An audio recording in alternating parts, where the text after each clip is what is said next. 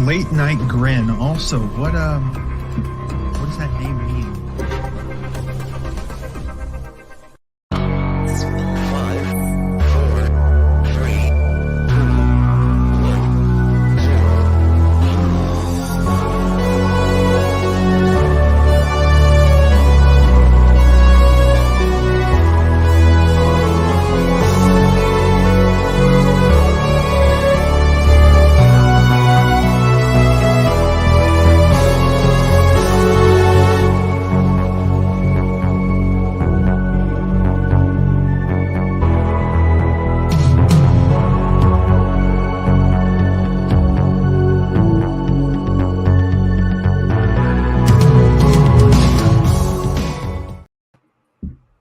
Yes, indeed, folks. 1 week after almost being murdered at the hands of a blank slate show, we bounce back with a good old-fashioned gimmick. No better way to steal a house than a good old-fashioned gimmick match.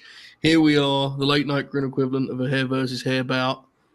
I don't know who will be in that for us. I guess Bob?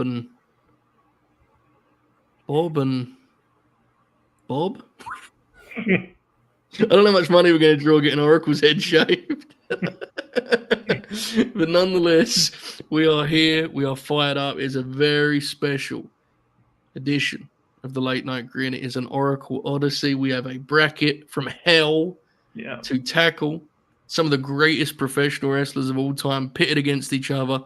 But there can only be one Oracle Odyssey champion. We have an expert panel as always. Manuel the Hooper will be with us. He'll be a little bit late. He had a little bit of an incident.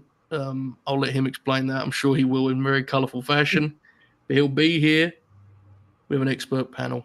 Nonetheless, already rocking, ready to go. Confirm shoot. How are you this evening? I'm hanging in there.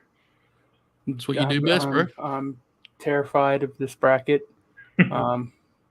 Terrified of the way a certain matchup could go and whether I'll continue and actually finish the program. So yeah, it should be a heck of a ride. I've also got 3 WNBA games in front of me down here. So if you guys see me looking down constantly, it's because I'm watching 3 WNBA games as well. Multitasking as usual. That's why I make the big bucks. The chat has mentioned that SVG domination incoming tomorrow. Factual. Joe was very spiteful about me talking about wanting to watch that instead of Collision tomorrow. You talking about Stan Van Gundy? No, that's the old SVG. He's been replaced by Shane. Oh shit, he's been replaced. I never signed off on that. Too late, bro. You're too late. So yeah, right. I'm gonna be watching a race on my phone while Collision. I listen to Collision like a radio broadcast, featuring a Daniel Garcia match where he wrestles someone I've literally never heard of before, and got a match graphic. If there is a wrestling show to consume as a radio broadcast, Collision is it. Oh, 100%. That's Shivani and Nigel. Beautiful. That's magic right there. But Bobby, I'm going to go on a limb and say this is probably an emotional show for you. It was about 15 months ago, maybe 14 months ago. Yep. You produced your own bracket. We called it Bob Badness. Great branding. We were a cold promotion at the time, so no one noticed, but we did it nonetheless. Mm-hmm. And famously, Ric Flair claimed the title of Bob Badness, which was very controversial, may or may not have been a rib. And you were not thrilled by this, but you kind of set yourself up. So all these months later, how do you feel as we embark on a new journey here? I'm glad that someone else is finally doing one of these. I think it's a really cool concept. I think it's really good for engagement. I think we're going to have some debates tonight. But it's going to be fun. There's been some concern among ourselves and among our great Grinner Circle community that tonight's show could end some friendships. Oh, yeah. Yeah. It could end the show, if we're being real, right? I mean... We can only hope. Release us from this burden of entertaining the masses. Silent M. No, not our people. Come on, Joe. Oh no, it's definitely still silent, bro. Okay. You seen our chat lately? Good call, yeah. I don't know. There was an SVG mention in there. We got a pretty good chat tonight, dude. I got a notification from YouTube that was like, be wary your latest video has a lower like to dislike ratio than usual. And I was like, what did we say? And then I looked at it, it was the WWE speed grin along. There was like 4 pieces of shit who disliked that. They must have thought it was going to be the match or something. There's no way they could dislike the content, right? Be wary. Yeah. Maybe they were mad you wore a button-up shirt. I was pretty mad about that, Like, what actually. the fuck is this shit? Yeah. I assume people didn't get the bit. What bit? I don't know. Yeah, good call. All right. Let's get into it. We have a couple super chats lined up for us. Please do that every time. And when you're not here, Bob will have to do it on your behalf. All right. Vendick said, long-time grinner chat, Ben. We hope you're well. He says, hey, Bob, what do you call Hulk Hogan? Great hero. It's off. I actually call him the immoral Hulk Hogan. What do you call the Good Brothers? I call them the Great Brothers. They're in action this Sunday, NXT Battleground. I saw some people doing the Great Brothers bit tonight, and it put me huge. Because it used to be the Bad Brothers, folks. For anyone who's new around here, it used to be the Bad Brothers. Then they went back to the World Wrestling Federation, and Bobby pivoted like any pro would. Ove, who says, this is the hair versus hair payout, conditional on 30 minutes of Dave tweets and grabbing holds. Let's control the pace of this one. Could end bloody. I agree. Definitely one where we have less time to kill because, frankly, this bracket we're about to get into is, I mean, it's nasty, right? Let's be real. It's very, very nasty. I mean, if we want to be analytical about this is a 32-person bracket, right? Mm-hmm. We got to do 31 matchups. We got about 4 minutes of matchup. Yeah. My thought process because I ain't getting paid overtime here. Keep that in mind, folks. That's super chats. My thought process is the first round will take up the bulk of time, not because it's the most matchups, because each grappler is the first time we talk about them. Right. Once we establish the pros and cons for each grappler, I think it will accelerate. But we do have some guidance here tonight. Now, if and when Manny gets here, if we're ever tied up, we're going to turn to the people in the live chat to be the fifth man. Tread lightly on one of these matchups, folks. Don't piss me off tonight. We do screwed me in the draft. Like, don't do this to me again. Debatable, but we do have a kind of an outlaw here among us in the late night grin who's pitched in his own take. We tweeted out the bracket, and we actually have a video to play on behalf of Contrarian Alex I was going to kind of frame this, so I'll let him do it himself. But I just want to note before we play this that the views of Contrarian Alex never, ever reflect those of the great late night grin. With that in mind, Alex, take it away, Chief. Hey, grinners, keep grinning. I'm sorry I wasn't able to make the stream tonight. Hopefully, maybe I do in the end. But it's not every day that Dancer in the Dark is on 35 millimeter at the movie theater, just a couple blocks away from your house that you can walk to. So, if I'm not able to jump on the stream, I did want to send this message along to let you know that if you vote for Mercedes Mone over Tajiri, you're a fucking pervert. And Oracle, you are a psychotic man for putting these brackets together. Some of the matchups on here, it's going to end friendships. So I'm sorry, but I'm glad we all got to do this together. And I'll see y'all soon. Be sure to tune in to the Late Night Grin grappler Mick Foley coming up in the near future. Terry Funk, greatest wrestler of all time.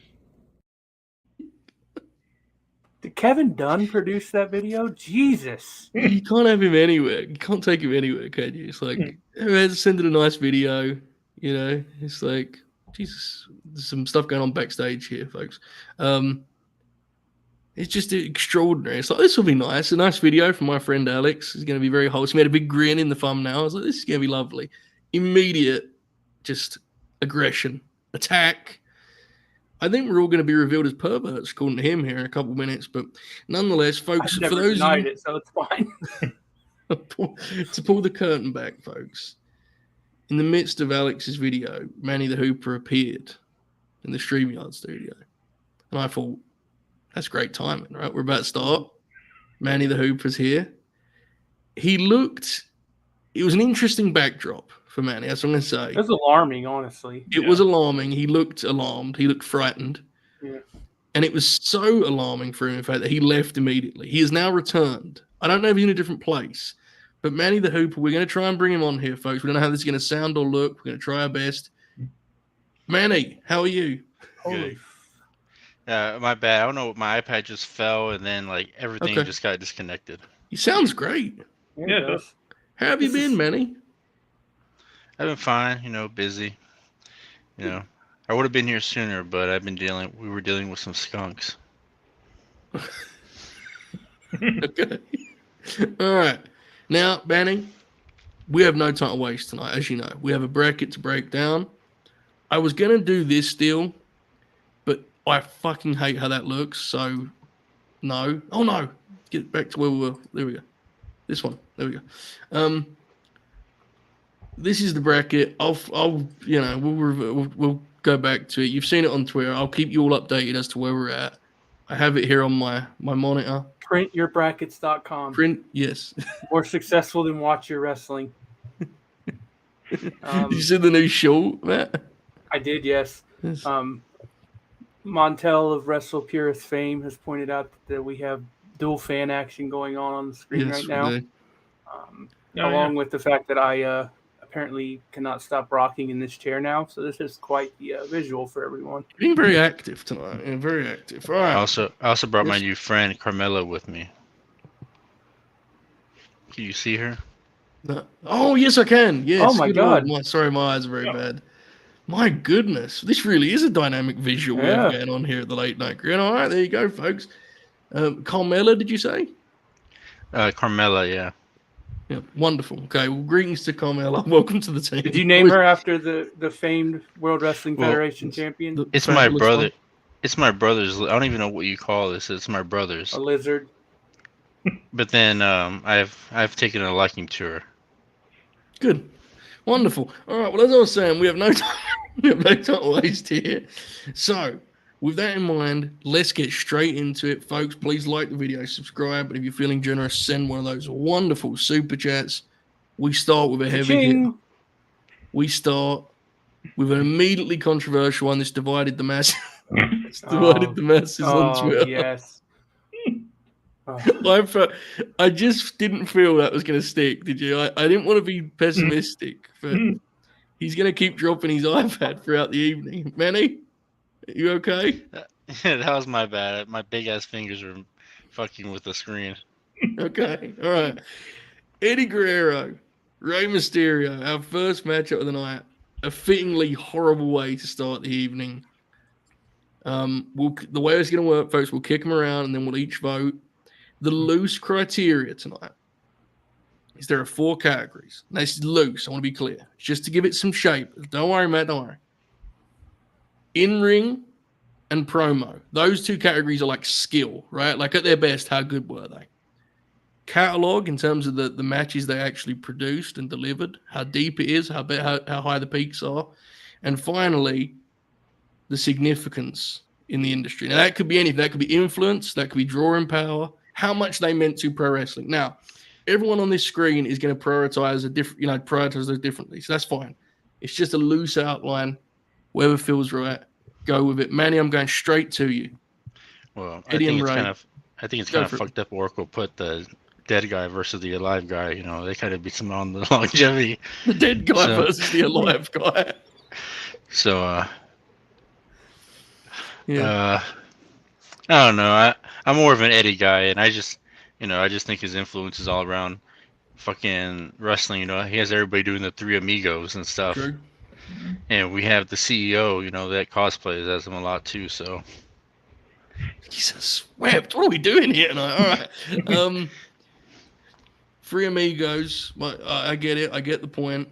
Not sure I co-sign all of what you said there, but nonetheless, Bob, where does your mind go when I say to you Eddie or Ray? So it's tough because like Manny said, Eddie did have a big influence in the match catalog, but Ray just had so much longer to do it, and I know that's unfair to Eddie or whatever because of what happened, but it plays a part, and I think Ray has a lot of impact on the business as well. The whole thing since he started with WWE's always going to be looking for the next Rey Mysterio. They haven't found one yet. I think that kind of says a lot about it. I went with Rey. So the great sick irony of this is I think that Manny, even if the way he said it was kind of aggressive, I think there's a lot of truth to what he's saying here in that. So, Bob just kind of co-signed it too. Rey closed Raw on Monday, It's 2024. I struggle to overlook that, Matt. What do you make of this matchup? So this one is one that, it comes down to what do you value? I think Eddie's peak is unquestionably higher than Rey's. I think Eddie's peak, honestly, was kind of stunning. Yeah, I agree. I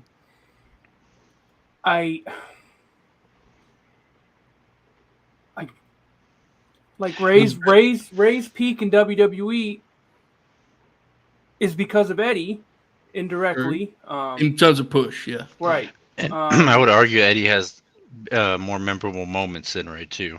I think that's probably true. You have Worlds Collide. You have the JBL Rey's got match. a lot though. Rey's, yeah. See, this is like they're both hugely significant. Right, and it's one of those things where it's almost like you feel like you got to say no disrespect to every. We're gonna have to do that with almost every matchup on this thing, but yeah, it is what it is. I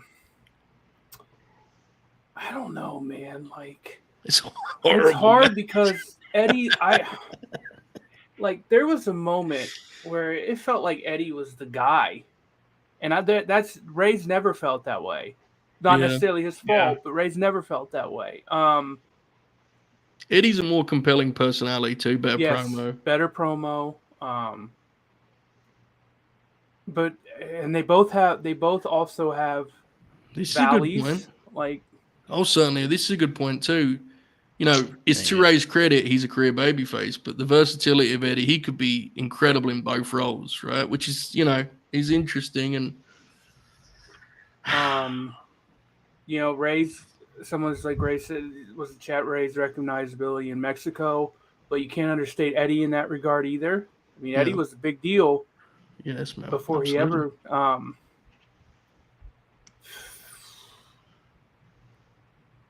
gun to my head, I gotta take Eddie, man. Like, I think we're going to a poll right out the gate. Yeah, I think I gotta take Eddie, and I like Rey.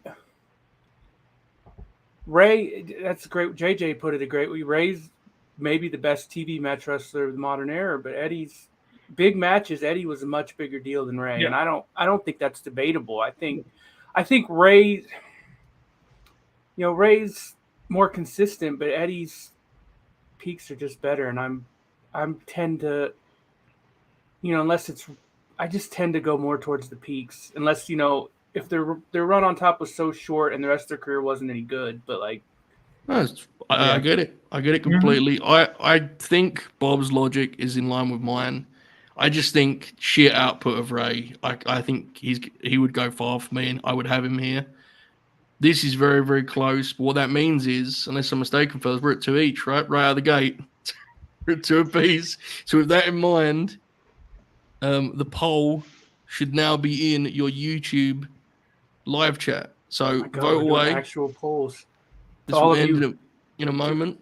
To all of you on Twitch, go fuck yourselves, I guess. I'm kind of surprised how nobody brought up Eddie. No, not Eddie. Rey in WCW or anything like that. Well, I think it's hard because that doesn't split them because they both had great matches in WCW. Yeah, Eddie was phenomenal in WCW. I think. Well, I can say I would say that Rey's bigger influence is probably in WCW. I mean, maybe I don't know. I think Rey's influence is massive in that it's both his fame as the luchador in a lot of ways, stateside, and also the fact that he was like the smaller guy who became a top guy and stuck at that level. And very, very hard. And I know they say that WWE's always been trying to look for their next Rey, but they also haven't been able to find the next Eddie either. True. 100%. Look at the Alberto. How many times have you read the next Eddie thing about Alberto or whoever it's been? This is going to be really close. Speaking of Twitch, I want to shout out Joe, friend of the platform. He resubscribed with us for 25 months. Be ashamed of yourself, Joe. That's despicable. All right, this is really close. Didn't even know I've been on Twitch for 20 You know who the funny hybrid? You know who the funny hybrid of that could be is like Dominic Mysterio. It is incredibly beast that as Ray's son, so much of Dom's like thing leans on Eddie's legacy. Eddie would surely think it's the funniest fucking thing ever, right? Like the hair and the way he carries himself. It's awesome, dude. I think there's truth to this. I like this point. You kind of mentioned this, Matt. Like, unfortunately, Ray's big run being like on the back of Eddie's passing, I think makes it hard for some people to put Ray above him. I think that's a real thing. Again, this says more about WWE than it does about Ray, to be clear. But I don't know if it would have happened otherwise. I don't think so. Yeah, I don't think so. Which, again, to your point, definitely does. Right, folks, we're going to keep this up for another 40 seconds. Eddie or Ray is super close. It is 53% to 47% right now.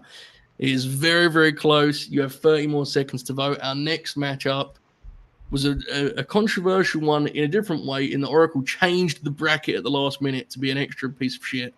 We'll get into that here in mere moments, but you have another 15 seconds to vote on Eddie or Ray. Our first matchup immediately requires the audience.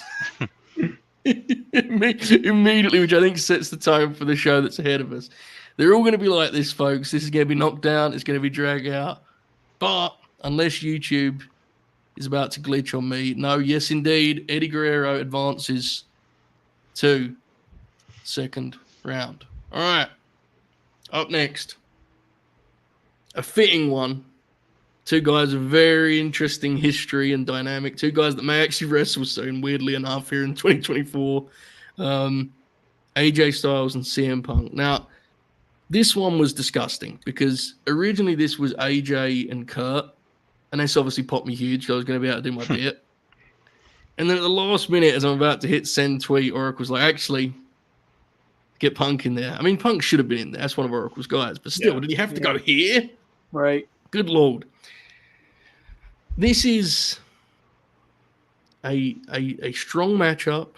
I lean firmly in one direction. I'll get into that in a moment. Bob, I want to go to you first. What you thinking? Yeah, I think overall, like, I like CM Punk more, but I went with AJ. Just, the 7 years away really did hurt Punk, like, in terms of something like this, because AJ was working that whole time, and, like, he had the big WWE title run, and just, longevity, consistency. I think Punk's had more influence, but I think AJ just all around is better. I think he's a better worker in the ring, too, so, yeah, I went with AJ. It's fun in that AJ's peak, to me anyway, like, directly aligns with Punk's absence, not by just by pure circumstance. Like, Punk leaves in January 2014, and that's when AJ hits that's when he leaves TNA. It's just the way things worked out. Manny, I don't know where you're going to go here, bro. What you I'm actually going to go with AJ. Wow. I just think that his in-ring is just so great, and like for long, and it's for almost 20 years, and he never had sustained major injuries besides like the last year or two. I mean, I think if you're going to start promotion between those two guys, I would just go with AJ. Wow. The thing is, the thing with Punk is you also got to remember, like, you got to deal with like his mood swings and stuff like that too. So if nothing else, AJ he's a soldier. He'll do whatever you ask him to do. Yeah, I mean, he was in TNA for 15 years. I mean, I get that. So I was leaning firmly in Punk's direction here. My reasoning being, I mean, obviously, I think anyone who watches this show knows that I think the world of both guys as talents, but AJ's work is a lot better. Like, mechanically, he's a lot better in terms of the way it looks and how physical he could be and how sharp his work can be. The problem I have is I think Punk's best matches are just as good, if not better, than AJ's. And that, at some level, as cool as AJ stuff looks, that kind of overpowers it to me. Like, if you did their top 5 matches combined, I think Punk takes a lot of those. They have similar great opponents, right? They both had great matches with Cena. They both had great matches with Brock. They both had great matches with Joe. Did Punk have a good match with Suzuki? He didn't wrestle him, but yeah, fair. I think Punk wins those kind of battles. I don't know, Matt. I'm going CM Punk. What do you think? AJ AJ Styles is one of the best in-ring performers of his generation, or you could probably say any generation. I think I agree that Punk leaving for 7 years is a big knock against him for something like this. Mm-hmm. That being said, I could make a case that AJ Styles staying in TNA as long as he did is worse than CM Punk not wrestling for 7 years. I think AJ Styles staying in TNA as long as he did is legitimately a mark against his career, and I'm not even doing a bit. I legitimately believe that. Fair. I think Punk has bigger moments. I think Punk has more significant moments. I think Punk coming back after 7 years and having the run he did in AEW. However you feel about some of the things that happened, he had a phenomenal run in AEW. Yeah.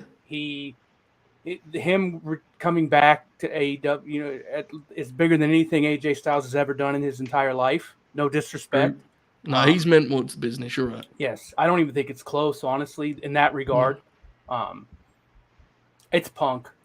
I think it's CM Punk. I can't. It's Punk, man. As soon as you started talking, I'm going to start typing it in because this is going back to the poll. Chat, I told you might be the fifth man tonight. We're too deep and you're about to vote for a second time. AJ Styles or CM Punk? It's in the chat now. You have 2 minutes to vote. AJ Styles or CM Punk? This kind of shows you how nasty, how truly nasty Oracle has been. Look at how he's splitting us here. I had to just vote AJ Styles out the first round of this thing. Yeah. AJ Styles got me to watch SmackDown live tonight, and it had a Gargano match on it. It's disgraceful. I don't know where our audience is going to go on this either. It's very difficult. Punk, as much as his work could be rough around the edges, he has so many great matches. I just find it hard. That's AJ's category, and I still think it's kind of neglected by that. And also, we didn't even talk promo-wise, right? I think we all agree, obviously, it's a promo. Yeah. We didn't talk about Ring of Honor, which Punk had a massive. I don't even know if it's close, man. I think I definitely get, Manny, it felt like you were very instinctive in terms of just AJ's work is so pristine. I get it completely. You know how I feel about that. So, and the thing is, I just feel like he would be a top guy anywhere, and you can say the same thing about Punk because they were top guys in the same places. So yeah, true. Yeah, they're two of the greats. I think it would be very interesting to see them wrestle now because I actually think they're so smart. I think they'd figure out a way. I think if you're really gonna have this debate, because the differences between them is Punk wasn't in TNA, he wasn't in New Japan, and then AJ Styles was in an AEW or I guess that's the only place he wasn't, but. Right. So I guess if you wanted to divide like who had the bigger impact, you could do who had the bigger impact in WWE and who had the bigger impact in Ring of Honor, since both guys were there. Punk was in TNA. There you go. He certainly was. What a run. All right, folks. It's happened again. Poll is in, and it is CM Punk advancing to the next round here of an Oracle Odyssey. We yet to agree on anything, fellas. We yet to agree on anything, and that sure ain't changing. Up next, as it is Confirmed Shoot's final segment of the program, it is Nick Bockwinkel, Late Night Grin favorite. Go back to LNG 101 to hear about 25 minutes on Nick Bockwinkel as he meets the Lariat, Stan Hansen, in what is probably the nastiest thing that Oracle did of all of these. Now, Matt, I'm not going to let you go. I don't want you to wait on this one. I want you to just go for it, mate. Talk to the people. Okay, I'm going to lead this off by making it very clear that Stan Hansen fucking rules. I think Stan Hansen is phenomenal. I think Nick Bockwinkel is one of the 5 greatest professional wrestlers of all time. Point blank, period. I think the fact that a lot of people haven't seen a lot of what he's done has hurt his legacy. He should be more highly regarded than he is. Bockwinkel is one of the greatest promos of all time. Point blank, period. He's one of the greatest in-ring workers of all time. Point blank, period. Longevity, hardly anyone touches him. He was still great in his 50s. Now, the knock is that he's in his 50s, he's great, but he's working in a territory that's dying.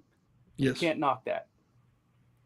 Hansen's only real run on top in America is in that same territory when it was also dying. Hansen also refused to do business and drop his belt to Nick Bockwinkel, which is something that Nick Bockwinkel would never do. Now, to be clear, that is Beast. Let's be clear, that's Beast. But the other thing is, look, Hansen, phenomenal career in Japan. Hardly any American can touch his Japan career. I think that's safe to say. Yeah. Bockwinkel also was pretty damn good in Japan. But he had pretty good influence over there. For sure. I think this is close. I think Oracle's a piece of shit for doing this. True. But I think Nick Bockwinkel. Look, man, there's not anybody in this field that I'm voting for over Nick Bockwinkel. That's just the truth. So, of course, I am voting for Nick Bockwinkel. If he doesn't win, fine, whatever. I'm used to getting the shit kicked out of me at this point. But all you need to know is that if you don't know about Nick Bockwinkel, you need to fix that. Nick Bockwinkel, if you like Bryan Danielson, if you watch Bryan Danielson on your television, you're like, fuck, this guy's awesome. There is no Bryan Danielson without Nick Bockwinkel. Nick Bockwinkel made that motherfucker. Never forget that. Nick Bockwinkel is a top 5 all-time great professional wrestler.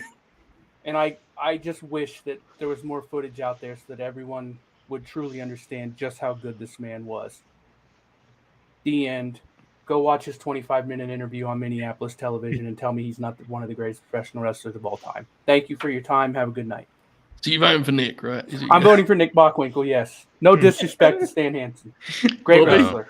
Follow that, Bob. You know, it's tough. I haven't seen a ton of either guy. We did the Grin Grappler about Stan Hansen, but you know, every time you hear people talk about Nick Bockwinkel, Shoot has a point. You know, either on this show or when he comes up elsewhere, like it's the same points that he brought up. And I did watch that interview that he was talking about. It was incredible, to be honest with you.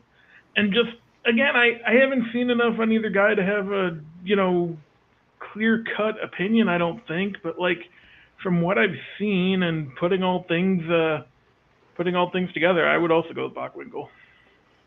We're going to another poll, bro.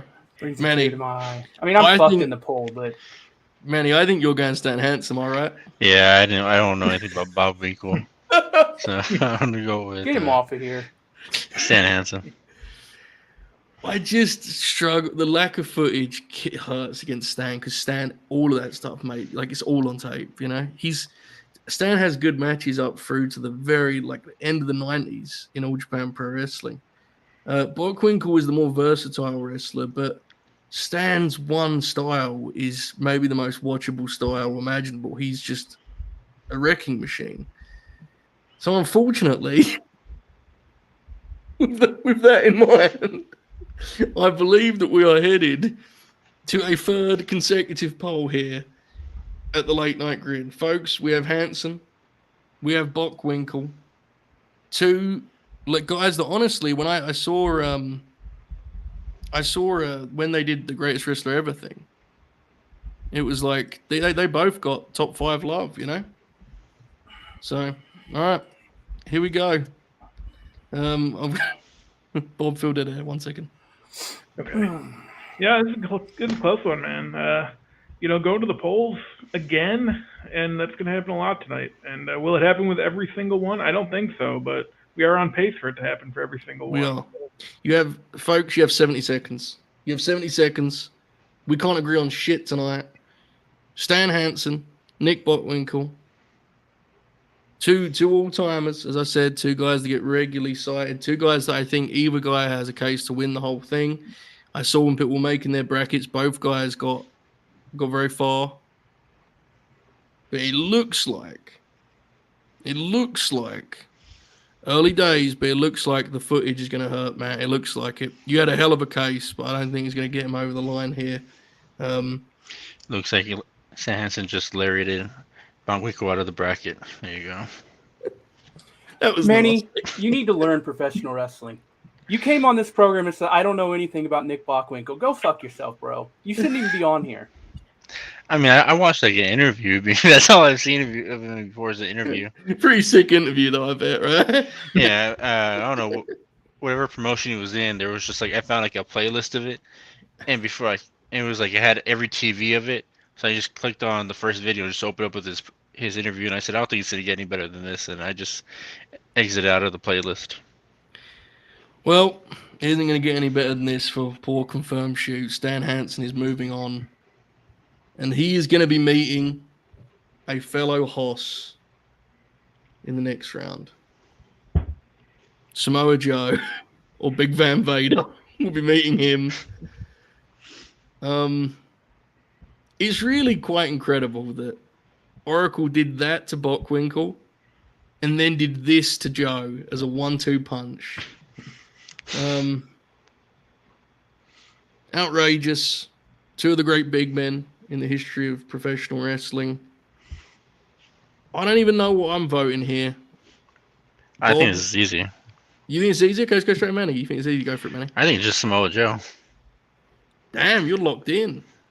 Yeah, I mean, I just think of.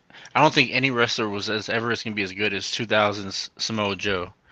To me, he was like a peak wrestler, and I just don't think anybody would be able to touch that. And what he did as Ring of Honor champion and all that.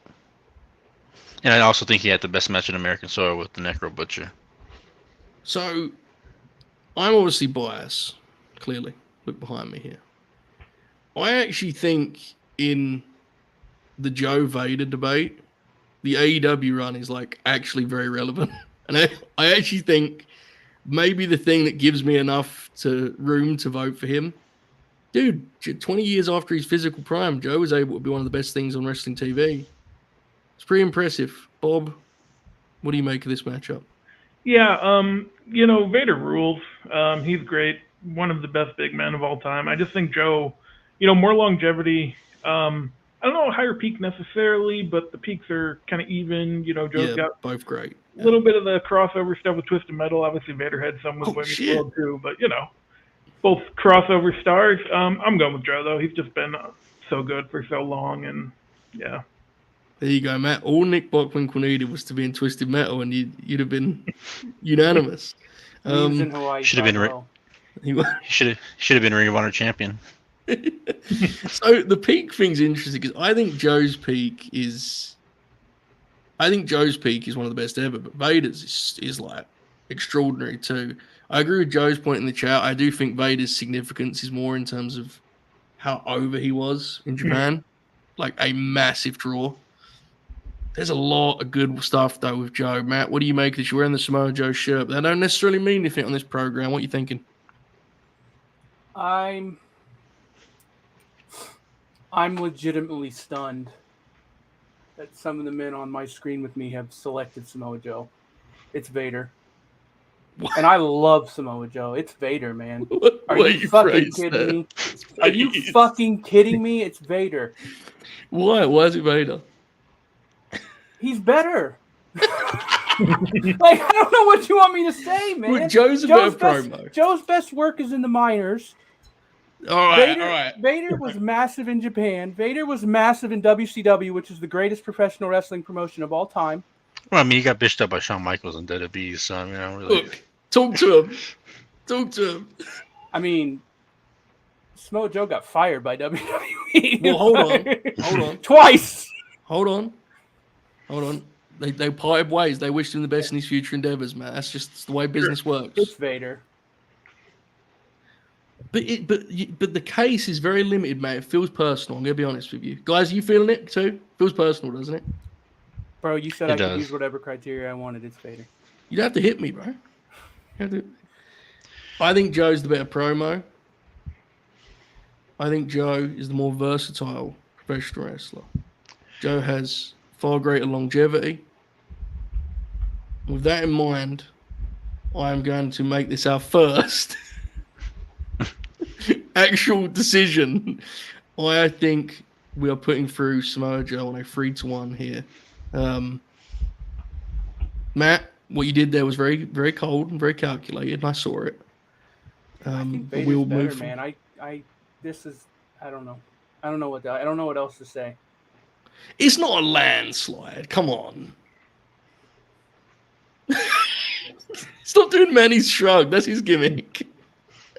I mean, at least Vader has the helmet. I mean, Vader never worked Full Sail University, so He worked fucking into some of those WCW shows. Let's be real, Nebrum. Matt, let's be real. Nebrum as well. Back in the houses. Yeah, no. In the to be fair, that those Full Sail shows were in front of millions of people on Peacock. So I mean, they weren't on Peacock. I really think you should shut up, Manny. Was it the network? Yes. Genuinely. I apologize. I worded that too mean. I wasn't. Genuinely, like all bits aside, I actually think if Joe doesn't have the AEW run, I do think Vader wins that comfortably. The AEW run is really impressive, dude. Like seriously. All bits aside. Yeah. Vader failed in WWF. Wasn't really. I don't know if this is necessarily his fault. He failed in WWF. I also think that it's a legitimate thing that there's a long stretch where Samoa Joe's career sucked. I mean, there's no way around it. Yeah, no, there is definitely. You're right. I think Vader is an iconic professional wrestler, and I don't think Joe is. And I say that wearing Samoa Joe's shirt, and I love Samoa Joe. I don't know. I think part of that's a generational thing also, though. It is. I agree. Yeah. I think... Like, when you were a kid, Vader was... You know what I'm saying? It's like... Of course. It's just a natural thing. You can't... Like, I think there's a very good chance that in 20 years, people do think of Joe that way. You know what I'm saying? So you don't know, do you, until it happens. Right. Maybe forgotten. You don't know. I will say, if Samoa Joe didn't have the AEW run, I think he would just be remembered as a meme, just standing outside of the ring for WrestleMania, because that's what... Because I see everybody post that sometimes too, just him standing outside of the ring. Him being able to bounce back from the 2 firings was crazy, like genuinely. When he came into AEW, I remember doing late night Grin shows. The 3 big free agents were Jeff Hardy, Keith Lee, and Samoa Joe. And I was considered crazy for thinking Joe was the big one of those 3. Look back on that now, he's done an amazing job. They're 2 of the best big men. They're 2 of the best big men ever, dude. I mean, in AEW, he rehabbed 2 belts, the TNT title and the AEW World title. So I mean, and he was on Twisted Metal. Vader was on Baywatch. With Will Arnett was not on Baywatch though. Baywatch was a huge show. I mean, this would be settled when Joe makes his guest spot on Smartless. Can't wait. Locked in. All right. Up next, I think this one will also be a decision we make, but I do want to have fun with it nonetheless. Randy Orton and Sting. Confirmed Shoot got very angry about this earlier. Yep. Texting me very colourful, aggressive messages. So I'm just going to get this out of the way, and I think everyone's going to agree. I could be wrong. Gut feeling immediately is Sting. Just feels like the right answer. I see nods on the screen. Yeah. And I do think it's the correct answer, and I will be voting for Sting. This was one, though, that the more I thought about it, I did think it got more interesting. The reason being, against almost any other all-timer, the biggest knock against Randy would be how fucking inconsistent Randy can be, right? And how much his motivation can go up and down. The reason I think this is a fun matchup, and I actually credit Oracle for it, is Sting may be the only all-time guy that I think Randy is actually more consistent than. Sting has long stretches without matches of note, without matches of any kind of value. So with that in mind, it's closer than I initially felt. I still can't go with any. I think it's Sting. Matt, I know you feel very strongly on this. You were very nasty.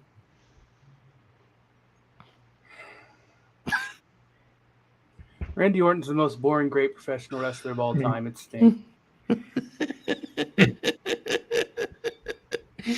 Bobby? Yeah, I think Randy's doing great work right now. I'm glad he's back. But, his entire career has kind of fallen in the time I've been watching, and there's been plenty of stuff that I've really tuned out for. So, yeah, it's Sting. All right. Manny, was you going to go Sting too? Yeah, I'm going to go with Sting. I mean, he made me cry during his retirement match, so.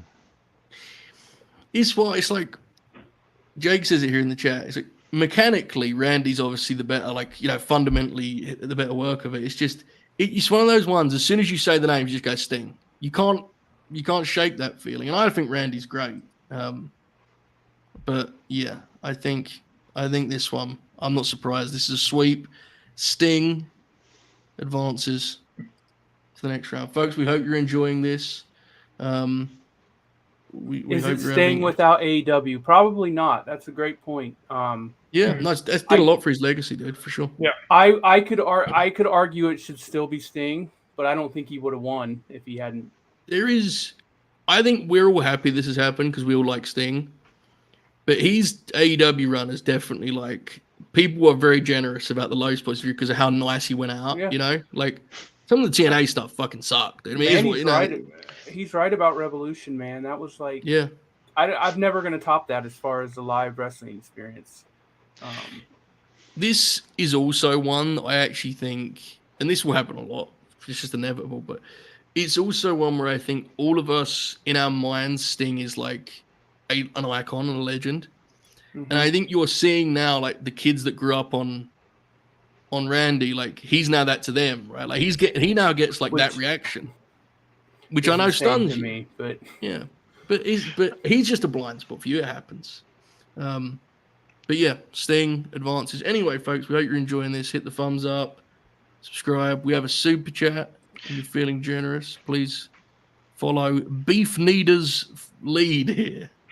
He says, I, for one, think it's beast that this episode was designed to permanently destroy the Utopia. There's the IWC. It's going great. It's going great. We got overshadowed anyway in our goal to do that today. Well, so, Manny, what you going to say? I do want to point out that Samoa Joe, Vader, and Sting could all have been hurt by WWE cases because, I don't know, I just thought that was pretty funny. Because you could have just argued how the WWE runs kind of hurt them. I guess not Samoa Joe. Yeah. But towards the end, it kind of did. Sting's also in a weird position where I don't think anyone really blames him for his WWE run, and we all just see it as being very spiteful on WWE's part. Yeah, definitely was. Yeah. The Joe WWE run is really interesting because, you always see the tweets about they fired him twice. It's I get it, but his WWE run kind of resurrected him after the end of the TNA run. At the end of the TNA run, he great. He was one of the top heels, right? He had a real run there. He was in. There was a moment when Joe probably should have been in the World Wrestling Federation. Oh, for sure. When he was feuding with AJ and Brock, those matches he could have easily won the belt. Yeah. And you can also argue that the Randy Orton thing, he probably couldn't win either because he was been in WWE the whole time, and people just probably got. Randy is a great. He's a great example of he's a great example of kind of being a product of that era, right? He's just been in that same spot, and a lot of the TV he was there for fucking sucked. I think you're even seeing now at 40, whether he's 43, 42 years old, just having competent creative. It's it does a lot, man. But I don't know. Quirky one up next. Diamond Dallas Page and Dave Batista. Ooh. Fun one. Now, I think both of these fellas, if they were matched up with some of the gentlemen that have been knocked out previously, would be going home. Yeah. Oracle specifically did it this way. This is a reminder that I didn't look at this bracket that closely. Besides a couple of matchups. both these guys started wrestling late, right? They did. Yeah, Oracle did this intentionally, which good on him on this one because this is actually obviously not in wrestling style. This is DDP and Dave is actually a really nice comparison. Really fun. Mm-hmm. Yeah. I feel like this is an easy one too. Man.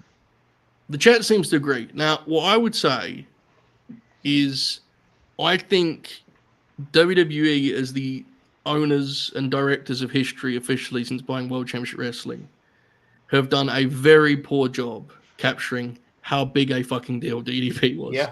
And the reason they've done that is because it reflects poorly on them because of the way they used him. Yep. DDP was a massive, massive star. Now, I'm not saying that means he was bigger or better than Dave. I like both a lot. DDP was a really big deal, man. He was a huge hit for WCW. And he became a really, really smart pro wrestler. He had some really good matches. Sting, who we were just talking about, let's keep it real. The best Crow Sting match by a mile is the DDP match. That ain't a coincidence. So I think this is a close one. And frankly, like they're both, Manny, I like the thing you pointed out about them both being late starters, but they're very different in that Dave he immediately looked like a guy who was going to be a wrestling star, and DDP kind of like stumbled his way into this absurd run. But with all that being said, Batista was a really big deal in his prime. So this is a fun one, Manny. Go for it. I think what also helps Batista's case is that he was such a huge star from just the get-go of his start all the way to his end, and just jumped in to become a huge Hollywood star. Well, So, I mean, I know the Hollywood stuff doesn't really matter to this, but I'm just saying, like, I get you though. Yeah, I get you. I'm not picking on you here, Manny, but Dave wasn't a star immediately. He almost got fired. He had the He Devon did that run, Deacon yeah. Batista and like He's was quicker than Dallas. Triple H though, right? saved him. I guess I mean, because all I remember is That just like as a racist kid, just motherfucker. Batista just being an awesome guy, and I remember doing the Batista bomb to all my siblings too. Yeah, which is a key I hear what you factor. said. Key factor. That's fine. His ascent was quicker than Dallas, to your point. So I 100%, get it. Dallas, if you watch like 1994, 1995 Dallas Page, you would not have seen what was ahead for him. I don't think he'd have seen it. What do you make of this, Bob? It is a really good matchup because, they are pretty similar. Like, neither has the longest peak. They both got in kind of late. I think I've seen more of Batista. I've seen the big DDP stuff. The Goldberg match at Halloween Havoc, you could argue he should have won. It's based on the crowd reaction for that. I think I'll go with Batista. It is close, but just, the series against The Undertaker in 2007 is tremendous. The Triple H Hell in a Cell match in 2005 is one of my favorite WWE matches of probably the entire 2000s. I'm going to go with Batista. Batista was a slightly clumsy worker, but he absolutely found a way to have great matches. I think it's a very, very key point. And I think that is what actually gets him over the line here. I think if Dave's match catalog was weaker, I think I'd have some fun with this and go with Dallas. But I think he has enough great matches that he totally belongs, and I think he advances. So that's 3 for Batista, right, Matt? Would you have gone in the same direction, or do you take Dallas? I will say that this is one that I'm not particularly Strongly. strongly like fired up about. I think I'm fine with either of them. I think push comes to shove, I would probably vote for DDP. I think that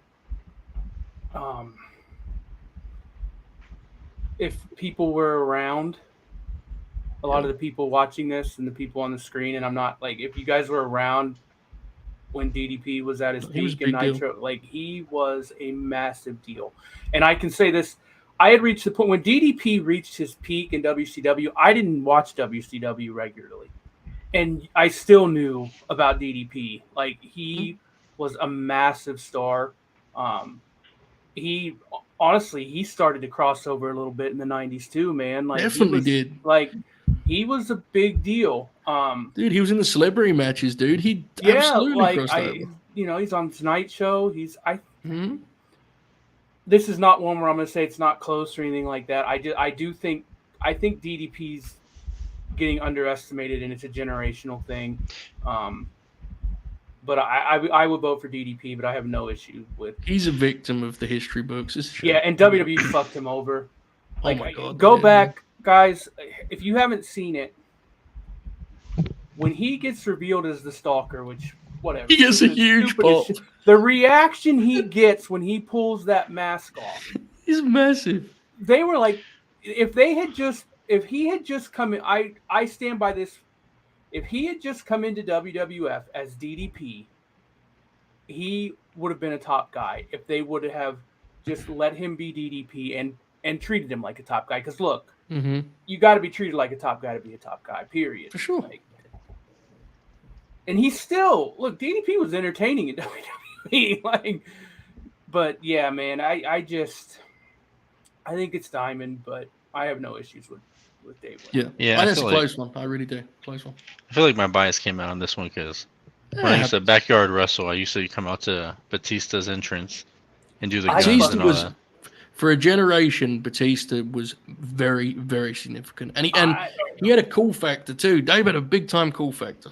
I love, like, my little friend group. When he got in Evolution, he started wearing suits. We thought that was the baddest motherfucker in the world. He was so cool. Like, I don't know how much I've always been a big proponent of wrestlers wearing suits, and like Dave might be like near the top of that, because the second he put a suit on, it was like, wait a minute, this fucking dork who nobody cares about, this dude fucking rules. Yeah. Like, don't I still remember underestimate the him. suit. I still remember him turning on Ray too.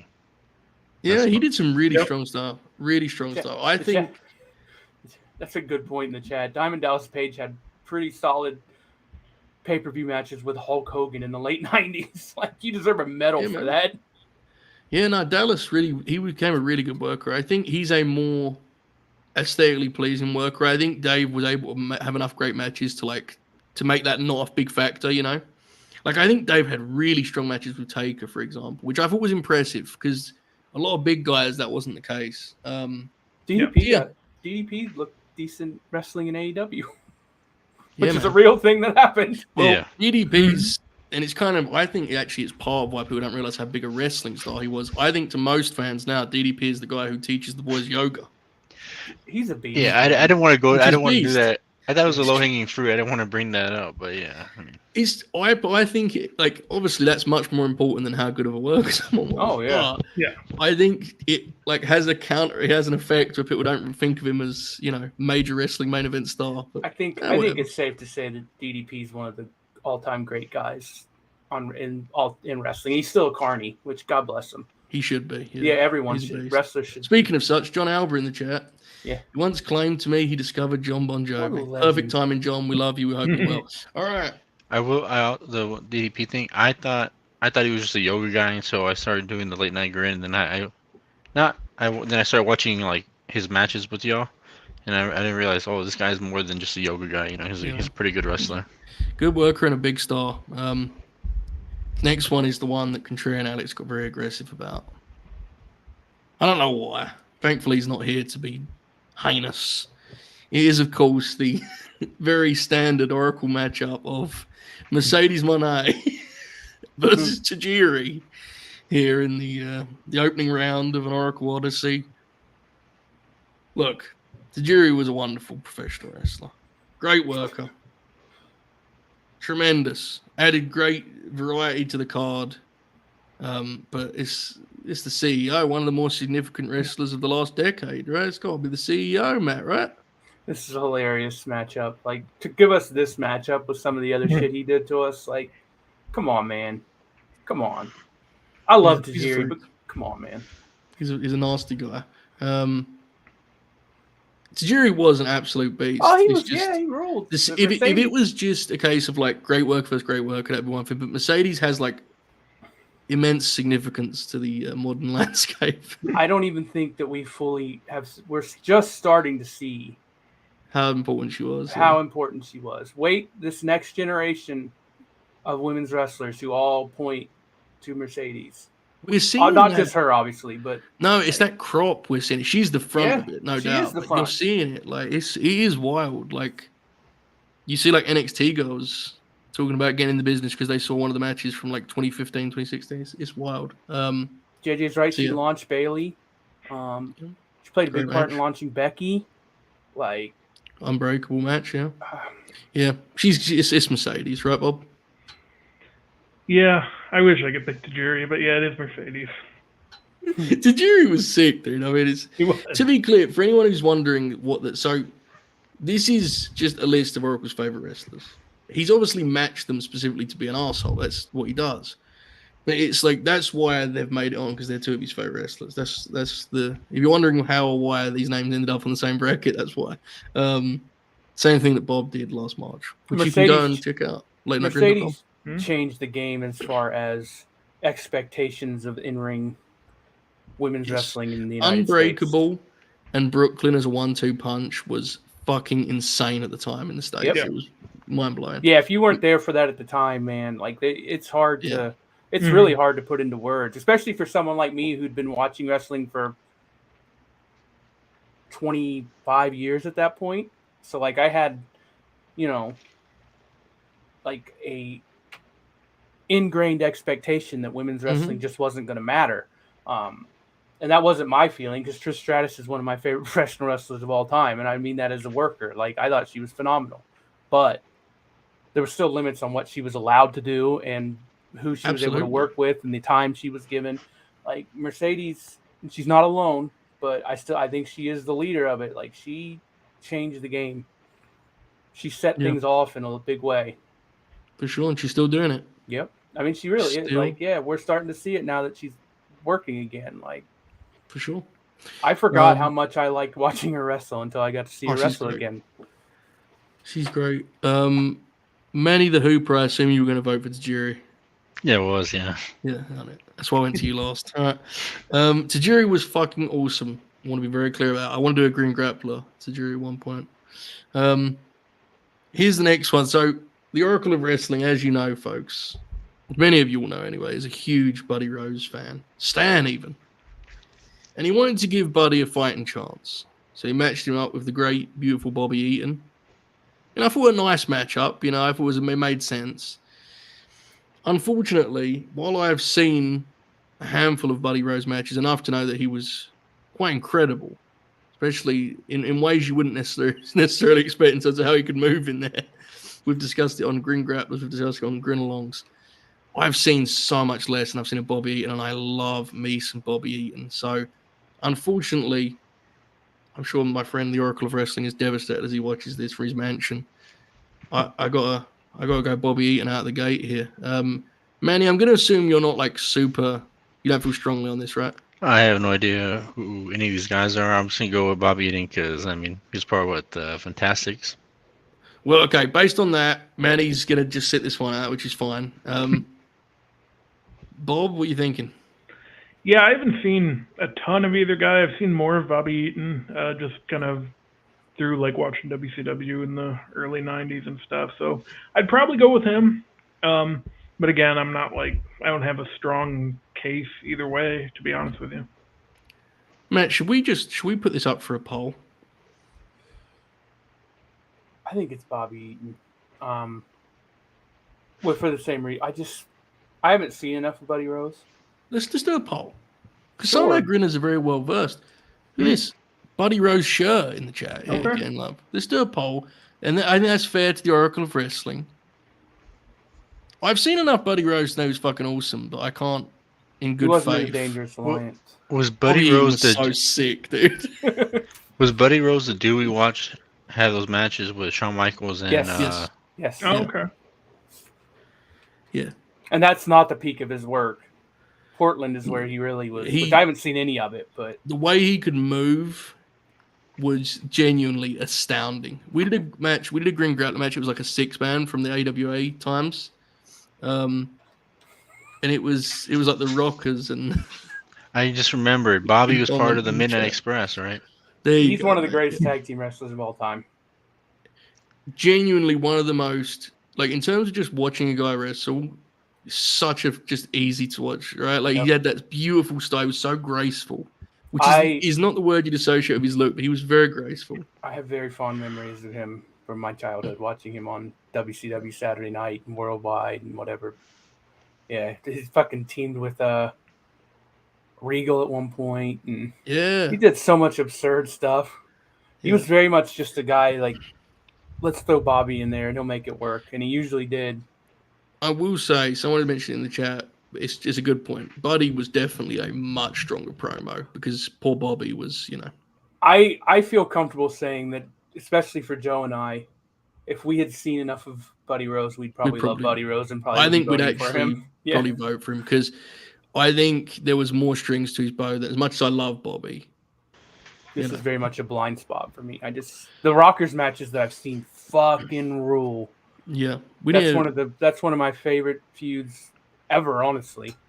One day we'll let Oracle run wild with a Buddy Rose Grin Grappler. Yeah. Unfortunately for Lord Oracle, Bobby Eaton will advance. He has won the poll also, so he will go on to wrestle Mercedes Mone. What a match that would be. Really mad about that one. Man, Mercedes has the Celtics right going on, man. We're going to build up, folks. We're going to go up the other side of the bracket. So for anyone who's just tuning in, Eddie over Ray, Punk over AJ, Hansen over Bock, sorry Matt, Joe over Vader, Stang over Randall, Batista over DDP, Mercedes over Tajiri, Eaton over Rose. We're going to go up the other side of the bracket because we're going to save the craziest matchup for last. Arn Anderson, the Enforcer, one of my all-time favorite wrestlers, who, much like all the other wrestlers I like on this bracket, has been entirely fucked as he is pitted against the Dragon, the great Ricky Steamboat. Horrible matchup I felt for Arn. Arn he had stretches as babyface, but it's basically a career baby versus a career heel, pretty much. Yeah. I find it very hard to go. I mean, Arn was a better promo. Certainly a better promo. I really struggle for the case. I don't know. Maybe you can help me on this one, Matt. What do you think? Arn Anderson is one of the greatest promos of all time. Ricky Steamboat is one of the 2 or 3 best baby faces of all time. I think. Sorry, like my instinct was agree with Jake that Arn's got longevity, but Ricky was going in the 70s and Arn wasn't.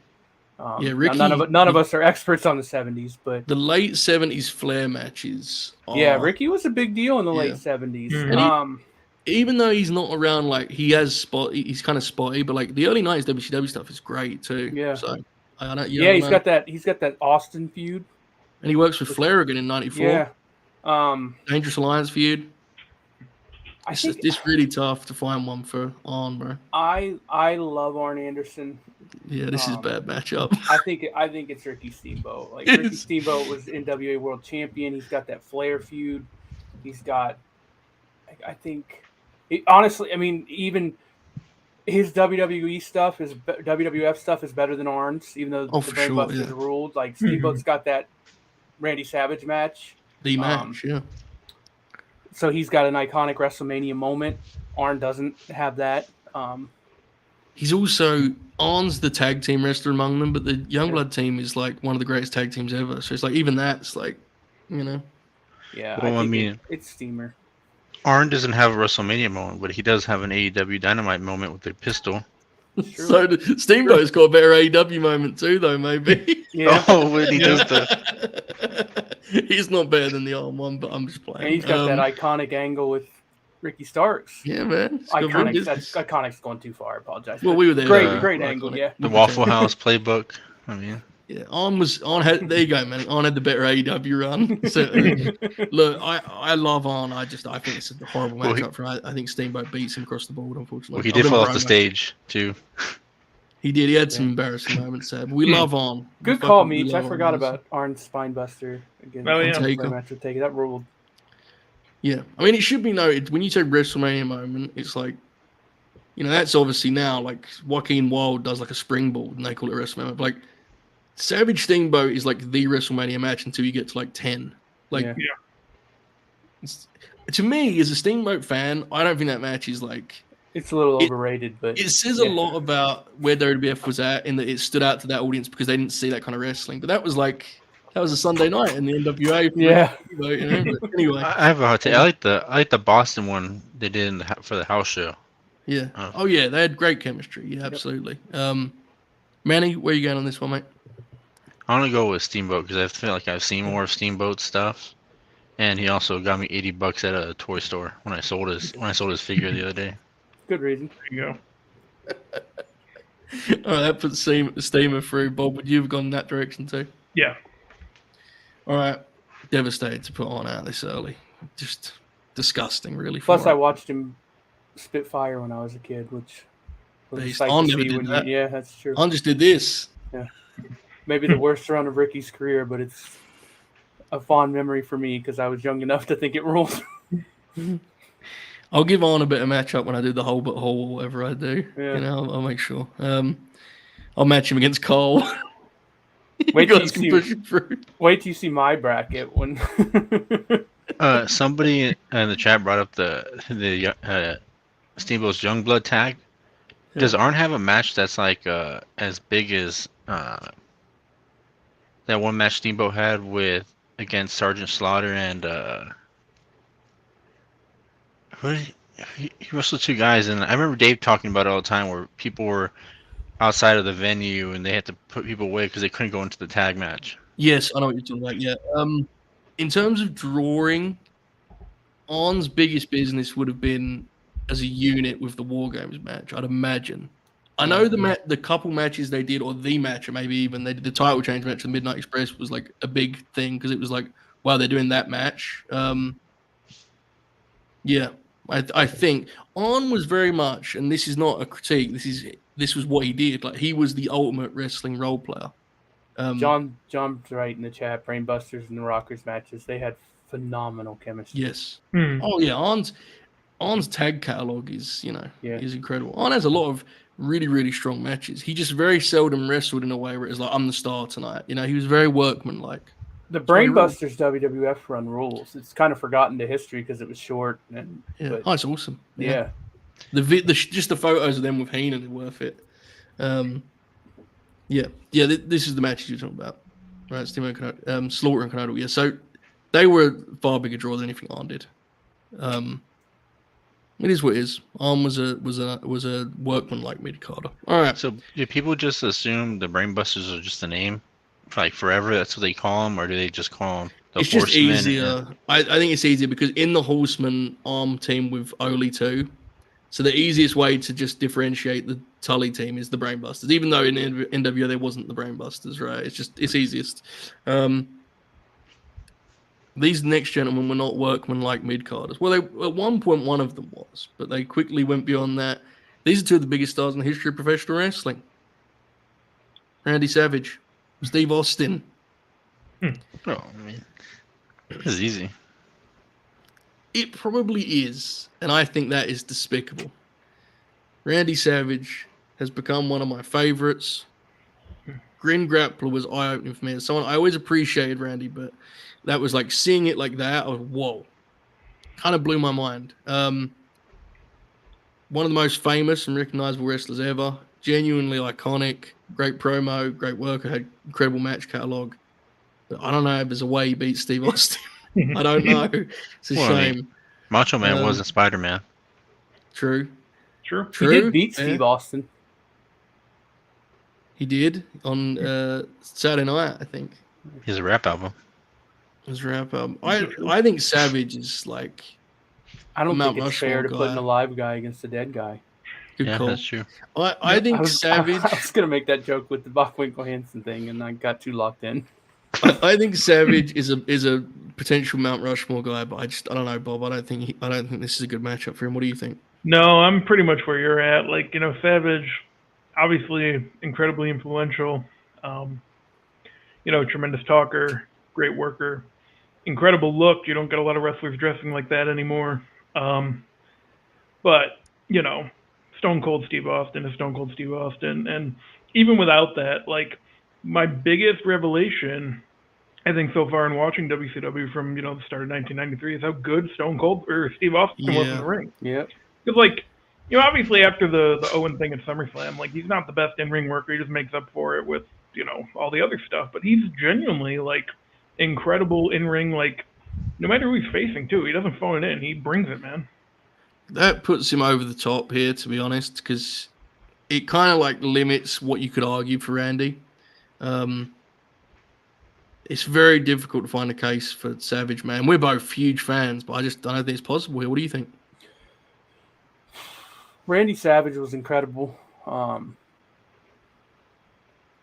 In the early 90s, when I first started watching wrestling, my best friend was of the belief that only Randy Savage's wrestling matches were real. Everyone he conceded that the rest of wrestling was fake, but Randy Savage's matches were real.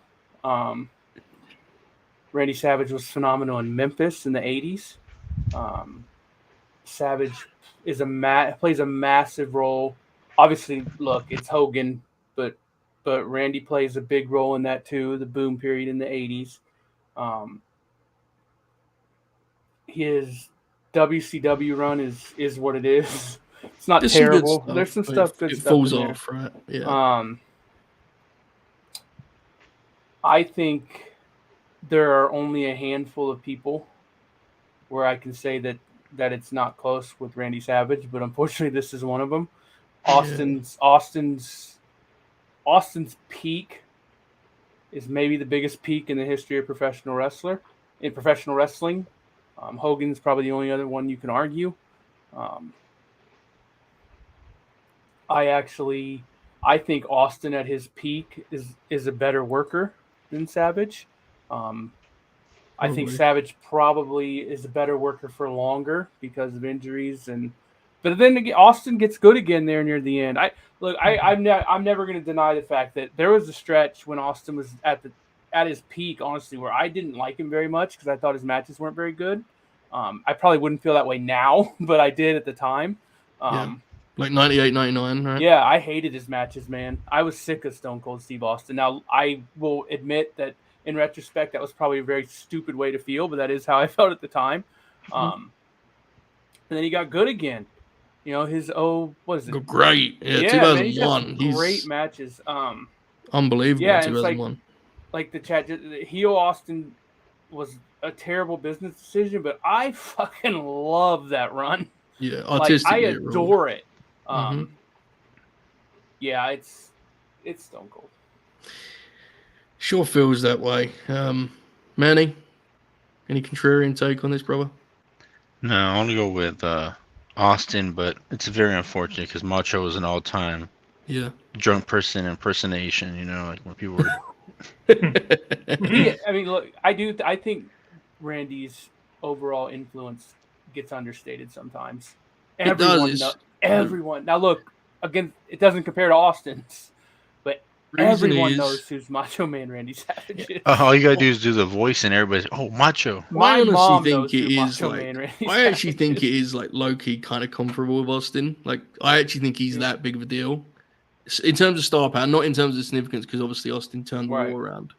But like the biggest issue Savage has, I think, with young fans is his era is broadly defined as the Hogan era, because it was, but that doesn't capture how important Randy was. Like, he's I think he's a Mount Rushmore guy. I really do, but it's just unfortunately Austin is part of the greatest story in WWE history. Yeah, man. The Mega Power story is the greatest thing they've ever done. And just all you have to know to like really figure out how important and how powerful the connection was the people had with Randy is the moment with Liz after the Warrior match.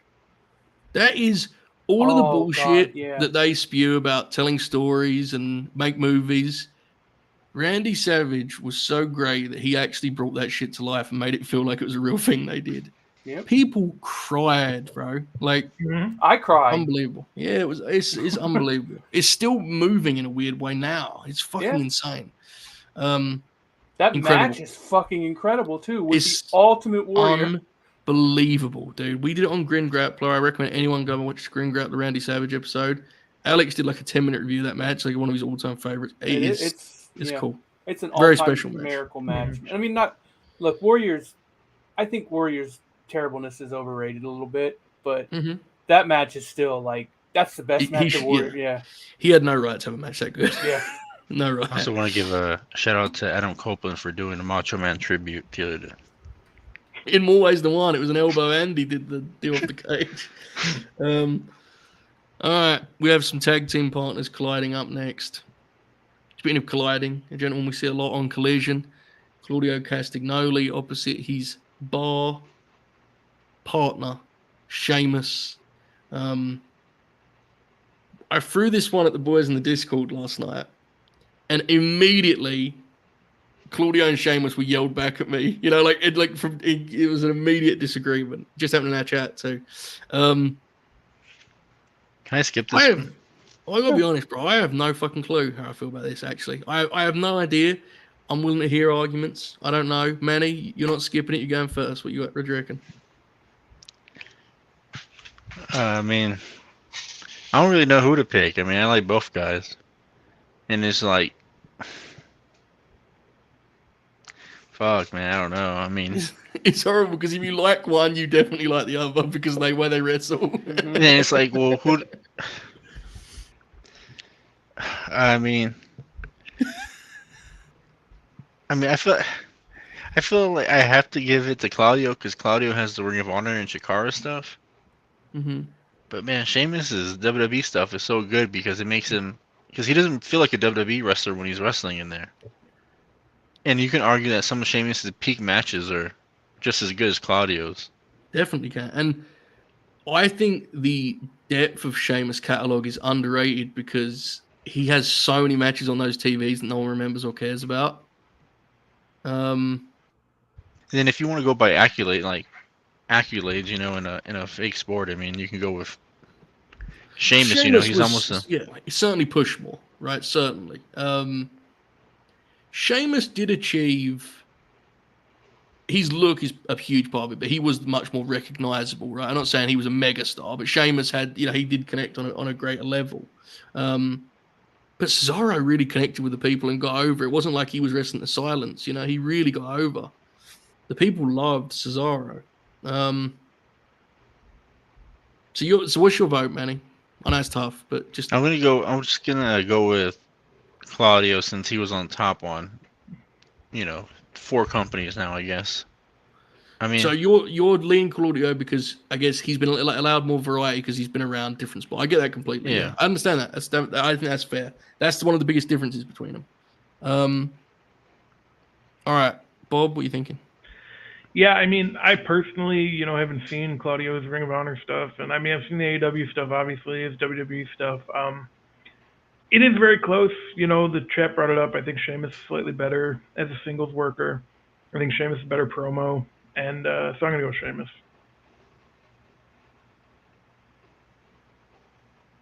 Matt, what you got? Sheamus turned into one of the best TV workers in wrestling, and I assume that he had done that before I stopped watching WWE, and from everything I've been told, that hasn't changed. It's ramped up even. Mm-hmm. I think that we should be careful talking about the things that Sheamus achieved because the majority of the time when he won those titles, people were mad about it. Right. 100%. Let's be clear. When he won the WWE Championship the first time, that was some horse shit. Like he had no business being the World Wrestling Federation. No, you're right. Not his fault. 100%. Not his fault. No, He had no business being the WWE champion. you're right. It's honestly, it's not the same because he didn't have he hadn't been around long enough to be seen as a loser, but it wasn't that much different than giving the title to Jinder. Like it was insane to put the title on Sheamus. Yeah, it was just a thing they did. It was a stunt, basically. To yes. get attention. Claudio's underrated as a promo. I think he's proven that in AEW. This is a hard one. Like he's never, the only world title Claudio's won is the Ring of Honor title in AEW, which whatever. But again, like I said, Sheamus, when Sheamus was world champion, he was not the guy. He was never anywhere close to the guy. I don't think he would argue that. You might. Yeah, fair. I think Sheamus fucking rules. I mean, it's hard. I mean, because like Claudio also did anchor the ROH tag division in the 2000s. I think Claudio's biggest case is he's probably the best tag wrestler of his generation. Yeah, he's on right. He's had fucking 5 tag teams. I think push comes to shove, I'm gonna vote for Claudio, but I love Sheamus. I hope I'm gonna get to see more of him soon. Claudio's the better tag worker. I throw the accolades out because while they push Sheamus, the people fucking love Claudio. They could have easily, you know what I'm saying? It wasn't like he was not getting over. However, remember when he was super over and they just fucking saddled Paul Heyman with him and Cesaro section, bro. However, I'm gonna go with Sheamus for this reason. I can't shake this, unfortunately. Right now, when I see a Claudio graphic, fair or unfair, I don't really care very much at the moment. And when I see a Sheamus one, it pops me. So, fair. For that reason, reluctantly, I'm going to send it to a vote. With that in mind, folks, you have 2 minutes. Vote away. Claudio or Sheamus. Really fun matchup, man. Really fun one. Has Sheamus re-signed or? I don't really know. Not that we know of. He's being used. He's doing a program with with Kaiser, which is really good stuff. Kaiser's scrappy, dude. He's a gamer. I wouldn't put like too much in that because aren't they using Chad Gable too? And there's already talking. It doesn't mean anything. I'm just saying. Yeah, it's not like we don't know, right? Basically. I don't know. I'm kind of interested to see what. I'm kind of interested to see what Sheamus would be like in I'd love AEW. to see it. Oh yeah. Because I feel like if you're in AEW, eventually you just end up like Claudio or whatever, just like a match graphic or whatever. I'd like to see him just bounce around because to your point about why you picked Claudio, that's saying he's never done, right? I mean, obviously he was on the Indies before he got signed, but he wasn't a thing on the Indies. So this is really close, guys. You have another minute. It's 56 to 44 right now. To be clear, Sheamus is a great success story because it's pretty rare to see someone turn their reputation around within the hardcore fucking dork community of which I'm a part of. To be clear, like it's pretty rare to see someone change their legacy into the level that he has. Because let's be clear, man, if you weren't around when he people fucking hated that dude. It's an example of how your push shapes your perception. In that he. Basically, if he was never pushed and was just a mid-card guy, hardcore fans would fucking love the way he wrestled because he whacks people and he's physical. Yeah. But because he was pushed, he got that, that kind of chosen one thing. It is 51 to 49. You have 20 seconds. 51 to 49 on Sheamus or Claudio, folks. Sheamus is one of those guys that wasn't never going to wrestle again, right? And then just got better. That back issue, I want to say. Yeah, he had spine problems 10 years ago now. And, 5 seconds. Kind of just pushed through him. It's crazy. I wish he'd wrestled Minoru Suzuki when Minoru Suzuki was still good. He had a good match with Takeshita apparently recently. So don't worry. I mean, if he doesn't resign with WWE, he probably wrestle in Arena Mexico or something with AEW. So there is Sheamus advances with 51% of the votes. Super close. Great matchup. Shout out to Oracle for that one. That was really a good one. Next one is hilarious. Funniest matchup, I think, on this side of the bracket. As we have Jeff Jarrett taking on Willow Nightingale. What the fuck do we do with this, dude? So here's the deal. Jeff Jarrett obviously wins categories by kind of default. But fuck that, dude. I'm voting for Willow. I'm not voting for Jeff Jarrett over Willow Nightingale. Absolutely not. I want Willow too. Willow Nightingale, right? We gotta do this. Manny, you and I locked in. Matt, what are you thinking? So when I was a kid, I used to come home from school and I would turn on ESPN and I'd watch professional wrestling because it used to be better. You used to be able to come home from school and watch professional wrestling on ESPN. And I saw a match between Jeff Jarrett and, unfortunately, Jerry Lawler. At the time, Jeff Jarrett was a huge babyface. And when I was 10, 11 years old, there was no concept to me that this Memphis USWA stuff I was watching was any smaller of a thing than WWF. So this was a massive thing to me. And Jeff Jarrett was wrestling for the World Championship against Jerry Lawler. And this was the biggest thing in the world to me.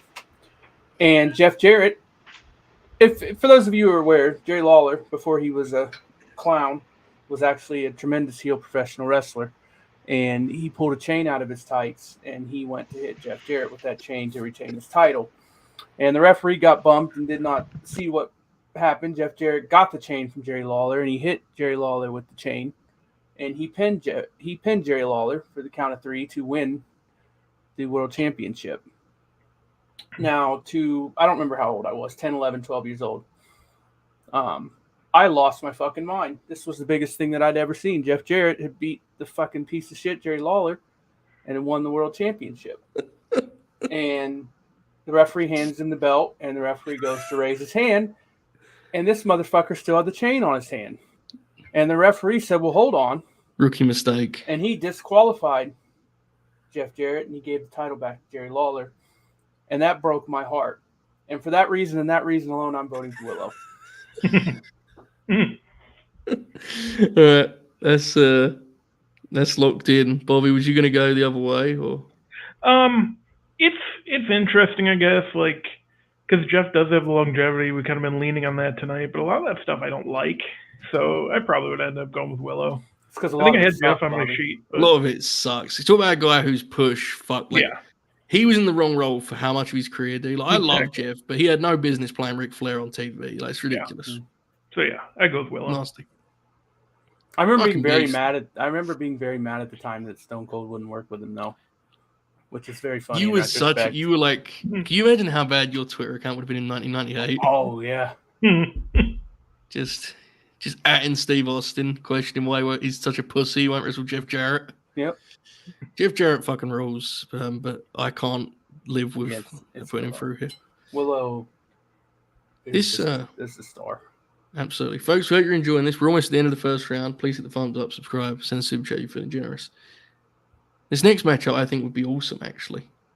Darby Allin and Rhea Ripley. This match would probably be spectacular. Imagine Darby's the way he would bump this matchup. They could still do David and Goliath here. Rhea's such a beast. I think they could pull it off, but I don't know what we do with this. So obviously, like, Darby has the deeper catalog because Darby's probably the best TV wrestler of the decade so far, I think. Mm-hmm. But like, Rhea's like clearly the bigger star, right? Rhea's probably the better promo. I don't know. I think those vignettes even them out. Yeah, I don't really know, to be honest. Rhea's definitely the bigger star.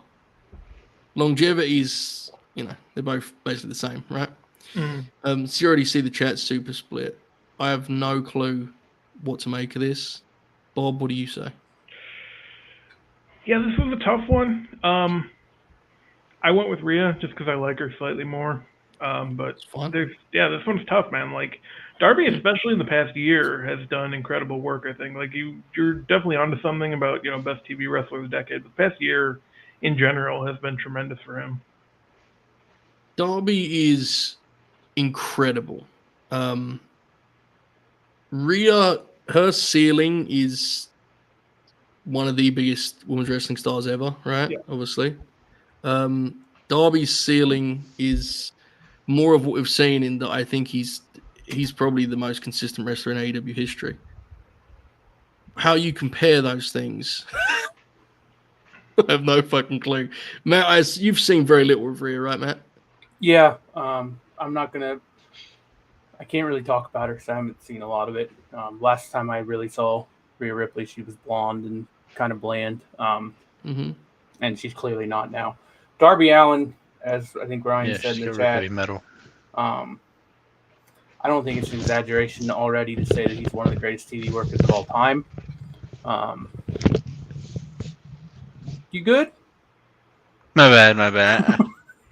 Just punch your mic next time. Right? You're fine.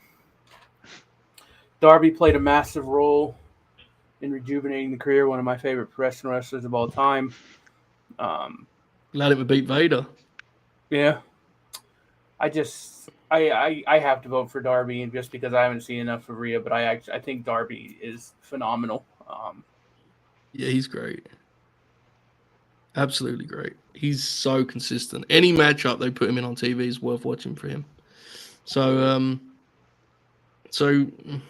I don't know. Manny, I assume you're taking Darby Allin. Mommy's awesome, but I'm going to go with Darby. I'm sending this to a poll, bro. I don't feel good about it. Rhea is so over. Mm-hmm. She's one of their most popular wrestlers, dude, and they're in a boom right now. I don't feel good about this in either direction. I'd like to see them have a wrestling match, but I don't feel good about the vote. I'm going to let the people decide. I'm going to let the masses decide. Darby and Rhea, you have.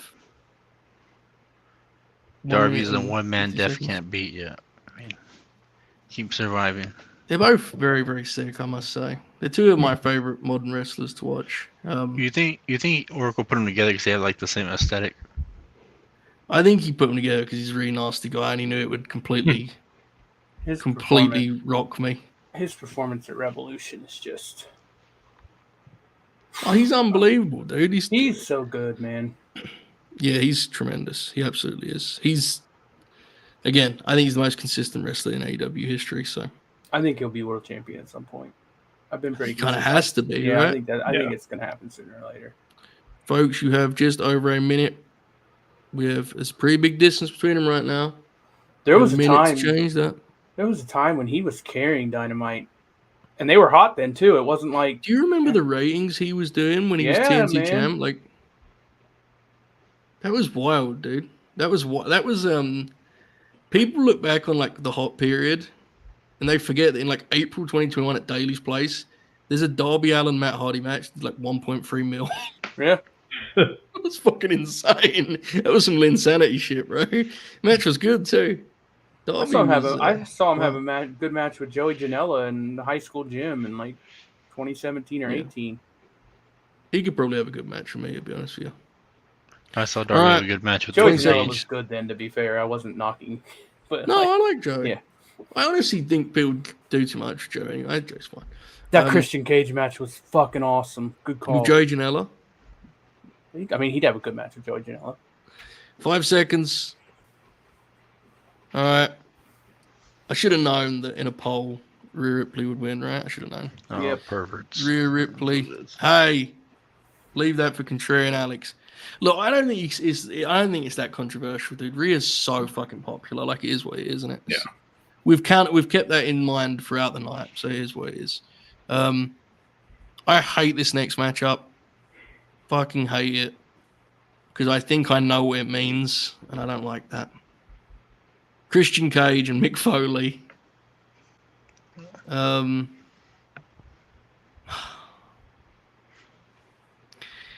love Christian Cage. You know that about me. We're pretty famous in that regard here at the Late Night Grin, right, guys? We love Christian Cage. But, like, Mick Foley, man. Very tough. I find it very, very tough to go against Mick Foley, personally. I don't know. Matt, what are you thinking? Mick Foley's influence and popularity and Straight up significant. it's not even close, man. It's not. It sucks. I love Christian Cage. He's one of my favorite professional wrestlers of all time. I've talked about it ad nauseum on here, but it's Mick Foley. Yeah. Unfortunately so. I love Mick, but I would just like to give us Christian some run, you know. Bob, what do you think? Yeah, Christian is great, but I said it when we picked him for Grin Grappler. Mick Foley's probably top 5 all time for me. I can tell by Manny's grin he was going to pick Christian, right, Manny? Yeah, I thought it wasn't close the other way, where I thought it was just Christian. Christian's great. Obviously is the more classical professional wrestler and has some wonderful matches, but Mick's most famous matches win out easily. Mick's one of the greatest promos ever. Manny, yeah. not even doing a bit. Go watch WCW Cactus Jack, and you'll change your mind because Well, I've done it before. Love it. I've seen his matches. Christian just held like a soft spot because he was my favorite wrestler as a kid. I get it. I get it. And I wanted to vote for Christian just to do it, but I couldn't do it. Mick is, when you actually consider his career and how important it was and how much he achieved, he's a real player in a game like this, you know, real player, which I think we're going to see coming up. My reference for Mick Foley, this is not like as a kid was just watching him on TNA. So I mean, yeah, that is the one thing I will Christian say. Definitely had a better TNA run. I think I will say that the one difference they have, and it doesn't matter because Foley's peak is so much higher. But Christian, the latter half of Christian's career has increased his legacy, while Foley's hurt his legacy. Yeah, Christian is aging very gracefully. Yes, Bockwinkel-esque, man. Dare I say? I mean that sincerely. I know. But, that is a good point. There's something to be said for that, right? Yeah, Being like a fine wine, it's just Christian Christian puts in another 5 years, man. I don't know. He said he's going to complete his deal. That's his plan. He's got 3 more years. The peak, he's never going to touch Mick's peak, though. So, no, not in importance or just the way it felt. Right, it was just different. he's important to me. That's fine. I'm with you. All right, Foley advances. Now, this is in the exact same spot AJ and Punk was in. 2 guys with a weird relationship. Meet again here on the other side. We have Ric Flair and Bret Hart, who have a really strange dynamic in which, like, they're now friends again, but, like, they kind of just kick the shit out of each other for decades, and they both think the other guy sucks, which I respect. Famously, Bob, Ric Flair won Bob Badness. So what do you make of this? Yeah, it goes back to longevity again. I think Rick also might have the better catalog, to be honest with you, for as good as some of the stuff Bret had, and Rick's better promo, so I'll go with Rick. I know. Can you believe this? Folks, I know we have a lot of new viewers. YouTube tells me every week. But Bob has complained for 15 months about us crowning Ric Flair. Ric Flair is his Bob Badness winner, and he has immediately come back and said, I vote Ric Flair to go to the next round. Unfortunately, he's probably right.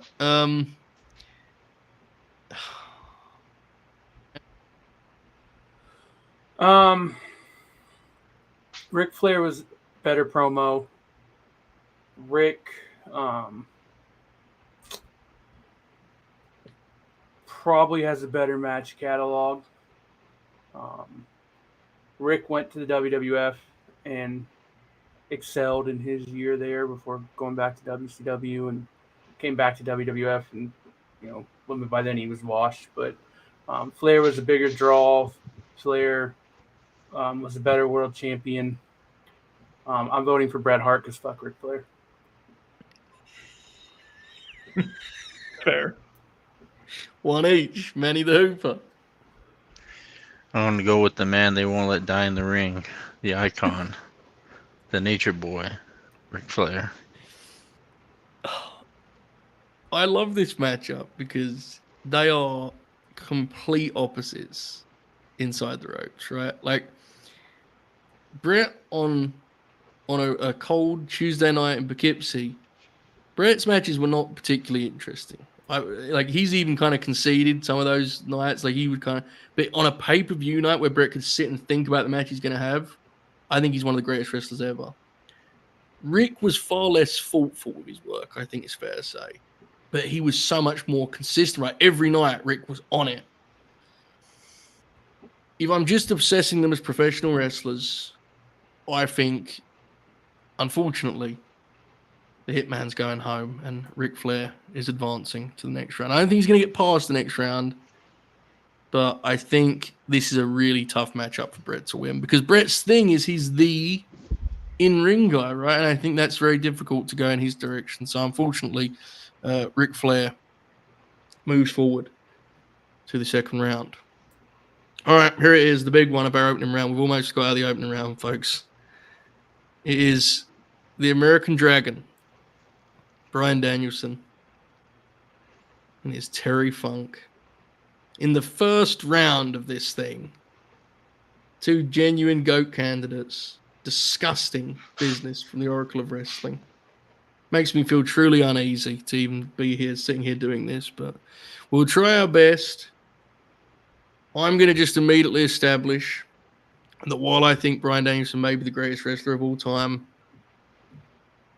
his story ain't complete yet. So for that reason, I'm immediately taking a stance and taking Terry Funk. Manny the Hooper. I feel like this is more of like, this is kind of like the Michael Jordan LeBron conversation, Terry Funk's Michael Jordan and Danielson's LeBron. They're still going, and no matter what they do and how much success they have, they're just never gonna outbeat, I guess, the GOAT and Terry Funk. But I want to go with Bryan. 1-1. Bob O'Neill.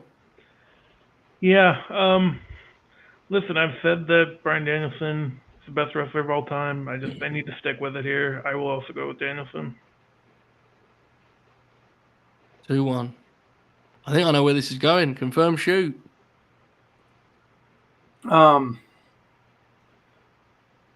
Terry Funk is one of the greatest professional wrestlers of all time. A lot of the great Terry Funk matches, I'd be lying if I said I saw them. And while Terry Funk is one of the greatest professional wrestlers of all time, Bryan Danielson is the greatest professional wrestler of all time. So it's the American Dragon, Bryan Danielson. Wow. LeBron wins. Wow. New kids on the block, folks. The American Dragon, Bryan Danielson, advances. Sets up a rematch from the final of Bob Badness with Ric Flair. Long-term storytelling. All right, folks, there it is.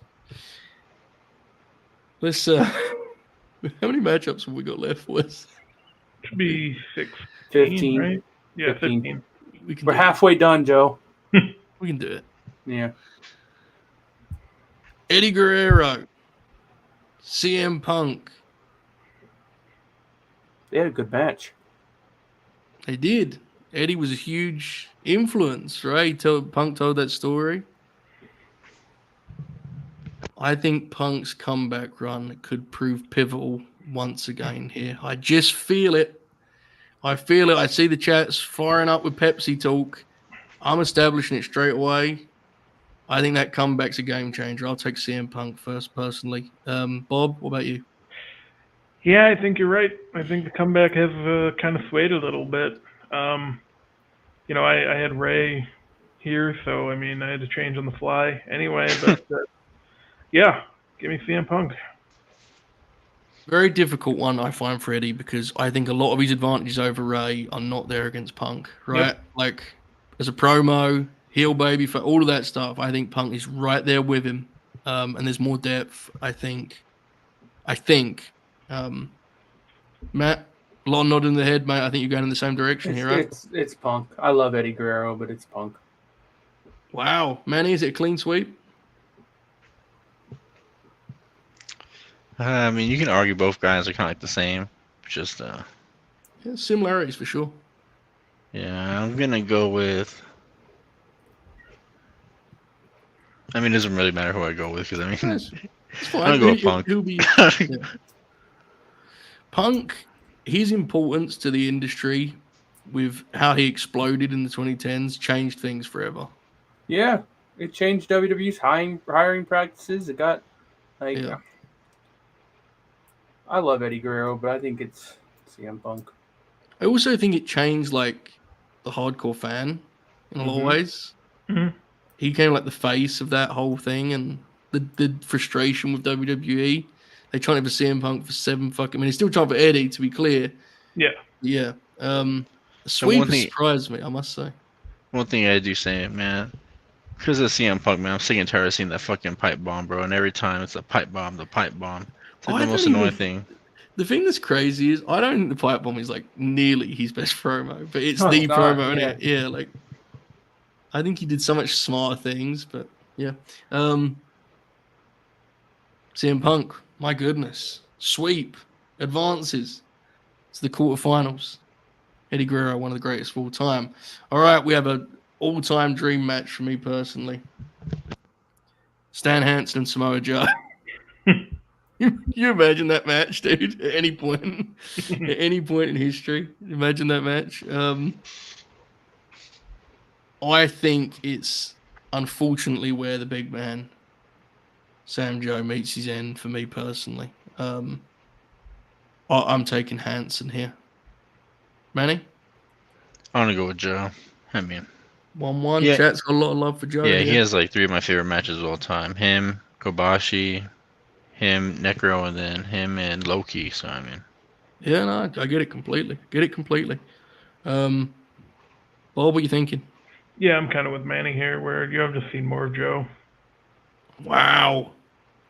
Matt, you sending it to the chat, or are you taking the Samoa Joe?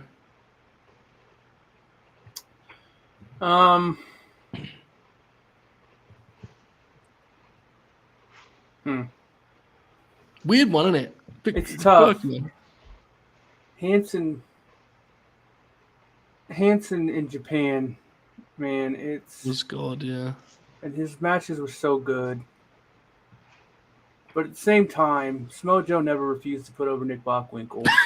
and you got to remember Joe's matches in the Manhattan Center. You know? And I have a chance to be really spiteful and get Hansen out of this tournament. Respect. Give me Stan Hansen. Poet is. If You know what's Joe funny? goes through, it will be Joe Punk 6 or whatever we're at now. You know what's funny? They're both big guys, but completely different styles, which is kind of... Yes. Mhm. Yeah. It's I always bring up when people say about like time machine matches. I always go to this one because I just think it's such a. Could you imagine? Because Stan had one way, right? He would just go straight at a guy. Yeah. Would have been a shootout, bro. Would have been incredible. Heavyweight slugfest. It looks like Joe is going to be advancing based on the early returns here. We've got another minute or so, folks. Get your vote in, Stan Hansen or Samoa Joe. Again, we hope you've enjoyed this show. We've had a great time doing it. It's been painful at times. I'm sure many of you disagree with the outcomes. That's inevitable. If Or only, waiting. You know, it's what it is, isn't it? if Or only waiting Stan for Hansen God. stayed a little durable so he can wrestle in Full Sail, but he never got to. Good point there. While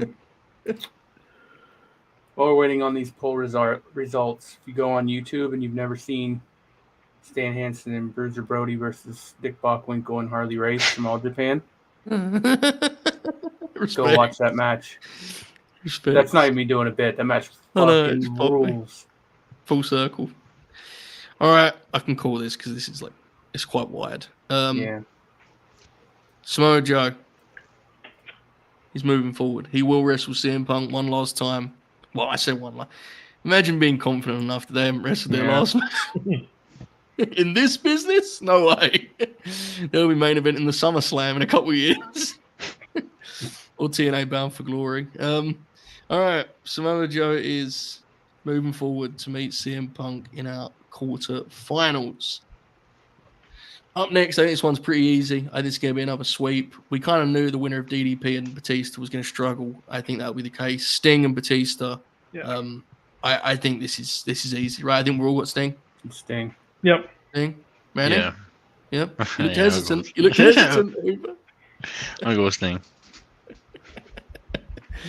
I love Dave. I think that's a really that's a tough one because like with Orton and Sting, Orton has the years at least. Like Dave's short, right? So Batista's out here. Shout out to the big man.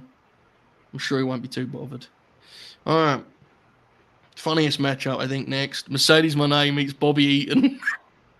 Yeah, it's Mercedes Mone. Yeah. Be a Mac classic. I'm disgusted by Oracle and this and this bracket choice over here. Did you see what Manny said earlier? He said Oracle gave Mercedes the Boston Celtics run to the final.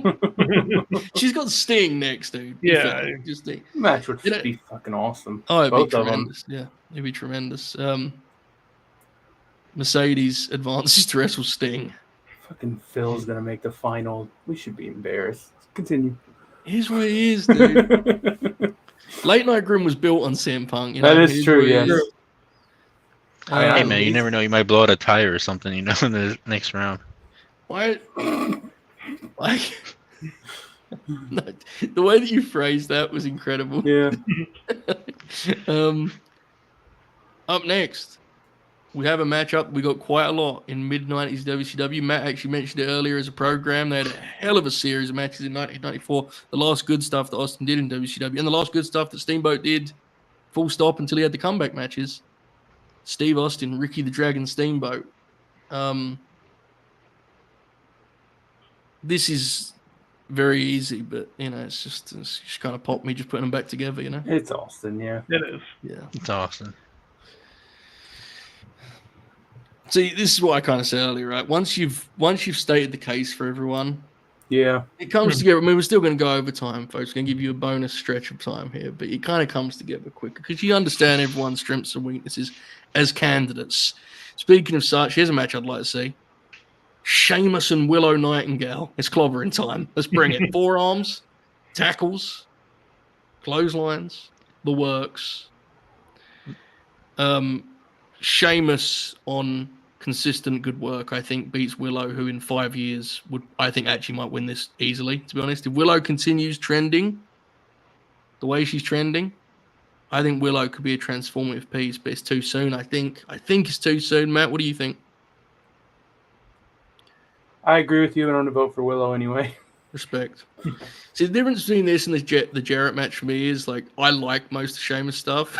Yeah. Much I like the idea of Jeff, but I do not like most of Jarrett's stuff. So, 1-1, Bob. Who you got? Yeah, I think if Sheamus, even if you do throw out the longevity, like even if you just look in the past 2 years, the number of great matches they both had, it's even if not Sheamus has even a couple more. So, Yeah, Sheamus has been great in the last couple of years. He really has. Manny, deciding vote, mate. It's a big month for the Irish people, so I'm gonna go with Sheamus. Good reasoning. Good reasoning. I'm not sure that's something you should repeat that what you just said there, but I'll leave it at that. All right. This would be a bloodbath. I can imagine the stunts Mick would come up with for this match. I know he's a big fan. Rhea Ripley and Mick Foley. I think he's the biggest Rhea Ripley fan going. I think he would fall for. He'd concede if he could. Unfortunately, he can't. And so, again, I think these are pretty easy. These quarterfinal matchups, these second round matchups. Foley, all right? Yeah. Easily, yeah. Coast, everyone's sweet, Manny. Yeah, I'm gonna go with Foley too. Many had their 8x10s in front of him and said, well, hold on. It's not I know, I was just like, wait, what? Rhea's sick, but I mean, it's Foley, right? We've got a Christian for him, dude. Come on. All right. Here it comes. The rematch. The Bob Badness final. The American Dragon, Bryan Danielson. The Nature Boy, Ric Flair. The question is, Bob, is it repeat or revenge, brother? Who you got? I have to right the wrong. I'm going to go with Bryan Danielson. Bryan Danielson. 1-0. Manny, who you got? I'm gonna go with Ric Flair. Yes, you are. I mean, Confirm because sheet. Go on, Bryan Trevor. Danielson's incredible, but he's never had a match that made me feel like the last Ric Flair match for the. You're such an asshole. Matt. When did we do Bob Badness? How It long ago was last that? March. Last March. Last March. So Rick Okay. has had maybe 7 or 8 deeply embarrassing incidents since then. Yeah. So last March, I voted for Bryan Danielson. And since last March, Bryan Danielson has had a bunch of banger professional wrestling matches. Ric Flair's embarrassed himself in AEW, gotten thrown out of a pizza restaurant. Made some ridiculous tweets. I think he did some shit with crypto. It's Bryan Danielson. And everyone who voted for Ric Flair last time should be embarrassed. One was losing in life and one was losing in the ring. I mean, you can just. Yeah, I'd rather be losing in the ring. All right. I'm going to right my wrong here. And here's why. Bob O'Neill, for pretending Paul Orndorff was one of his favorite wrestlers, deserved to live with the shame and disgrace of Ric Flair being his ultimate favorite wrestler. On the other hand, the Oracle of Wrestling has delivered a bracket so formidable that the audience had to decide the winners for half the matchups. With that in mind, I will step in front of the Oracle of Wrestling. I'll take the bullet through and I'll say he does not deserve the same fate that Bob O'Neill faced. So we will put forward the American Dragon, Bryan Danielson, through to the quarterfinal. I might have to, call this poll into question later, like a recount or something, We're at the Elite 8, folks. Let's get it. Here we go. Again, you know the deal, folks. Thumbs up, subscribe. We're heading back to Wembley Stadium. It's CM Punk. It's Samoa Joe. Unfortunately, if he got it, look, I think he's done remarkably well to get this far. Maybe he had some fortune. I don't know. I'm not going to say that. He's my guy. He ain't going any further here, though, I don't think, personally. I got Punk. Bob? Yeah, it's very close, but I think it's Punk. Manny the Hooper. Yeah, I don't think it's close either. I'm going to go with Punk. Wow. Clean sweep, Matt? Yeah. A couple fellas that worked Full Sail, but I got to go with Punk. He did like a dark match. I can't remember. He did something with Seth. Yeah. Yeah. He did. I think it was like him and Seth first. I can't remember the match, but yeah. Punk is through to the semifinals. He will meet the winner of Sting or Mercedes Moné. Punk and Seth versus Claudio and Hero. Thank you, JJ. What a Insane match, by the way. Wow. Insane match. Wait, what? Okay. They wrestled the Kings of Wrestling? Yeah, in NXT. Yeah. Insane match. Is It's there on one of footage the of it? DVD. It's on Yeah. one of the DVD sets. It probably is online too. Okay. Is this a case of longevity being such a saying that Mercedes is not like it's not like she's Willow, like she's got like 10 years now. Yeah, but I don't know, it's hard, don't it? It's the icon. I mean, like Sting. thing. I think icon Trump CEO. I mean, I don't know what. It feels like Sting, Matt, right? Yeah, I'm voting for Sting. Is this a sweep too? Yeah. See the way this comes together, the way we're all friends now, we're all agreeing. High fives all round. The chat, if you notice the chat's even like kind of coming that way too. It's going wonderfully well. All right. Sure it won't change at any point. We have Sheamus up against Stone Cold Steve Austin. I think this is going to be the one that divides us. I will say, can you imagine this match, dude? Hell yeah. That 0-1 Steve Austin in there with Sheamus fucking whacking each other. Give me stunning Steve Austin versus Sheamus. No doubt, yeah. Yep. Obviously, the real is that Sheamus would like hit him with a forearm and Steve would be like, what a fucking mark, right? Like, Yeah. only I'm allowed to hit guys. I mean, Austin would have refused to work with him probably. 100%, yeah. Austin would have refused to work 90% of the bracket. Yeah. But it's obviously Steve Austin, right? Like, obviously. Yeah. Yeah, unfortunately, this isn't Anthony Joshua and Andy Ruiz, so I'm gonna go with Steve Austin. Great comparison, Manny. Yeah. Matt, do you remember who Andy Ruiz was? Do you remember him? Mm-hmm. Yeah, that's Sheamus comp from Andy the Hooper. That's the kind of cutting edge analysis he brings to our program. God bless. This is what happened last time too. Jake said the bracket gets more absurd as it happened last time. That's why I was looking. We're going long, but I knew we'd circle back. Am I still here? Yes. Yeah. Mm-hmm. Okay, StreamYard's telling me. All right. Toughest Joe? toughest quarter. Did we lose you? Not doing it. Toughest quarterfinal by far. Up next, Bryan Danielson and Mick Foley. Now, the reason I say it's toughest is while I think there is a clear winner, they do have a very similar like success story element, right? Like they both had that kind of fairy tale vibe. Unfortunately, with that in mind, while Mick is the better promo, Danielson is good enough to enter the ball game, and obviously catalog-wise, it's fucking, no one's touching Dragon in that regard. So I think it's the most competitive quarterfinal, personally. Still feels like Dragon, though, Bob. What do you think? Yeah, I wish I could pick Foley, but it's got to be Danielson. His biggest strength is the everyman people's champ, and Bryan has that too, right? Exactly. Yeah. It's a shame. It's a shame. Matt, do you disagree with this assessment? No. Foley's did more business. More famous, bigger star. But Bryan Danielson's the greatest professional wrestler of all time. It's Bryan Danielson. Sets up a serious semifinal. Manny, who are you taking in that one?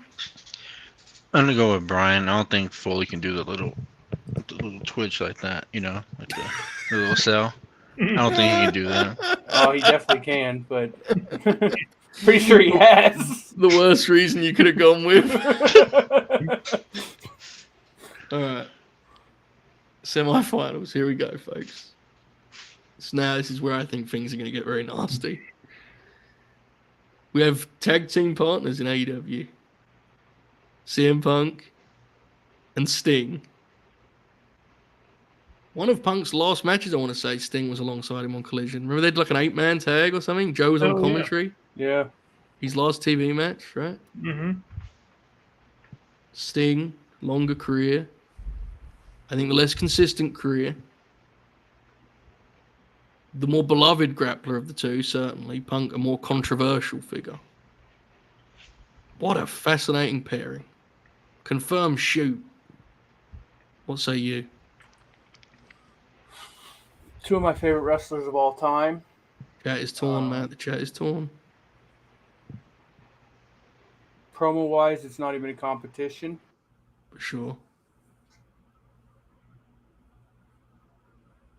business-wise, it's kind of tough because like Sting didn't necessarily do good business in WCW, but look,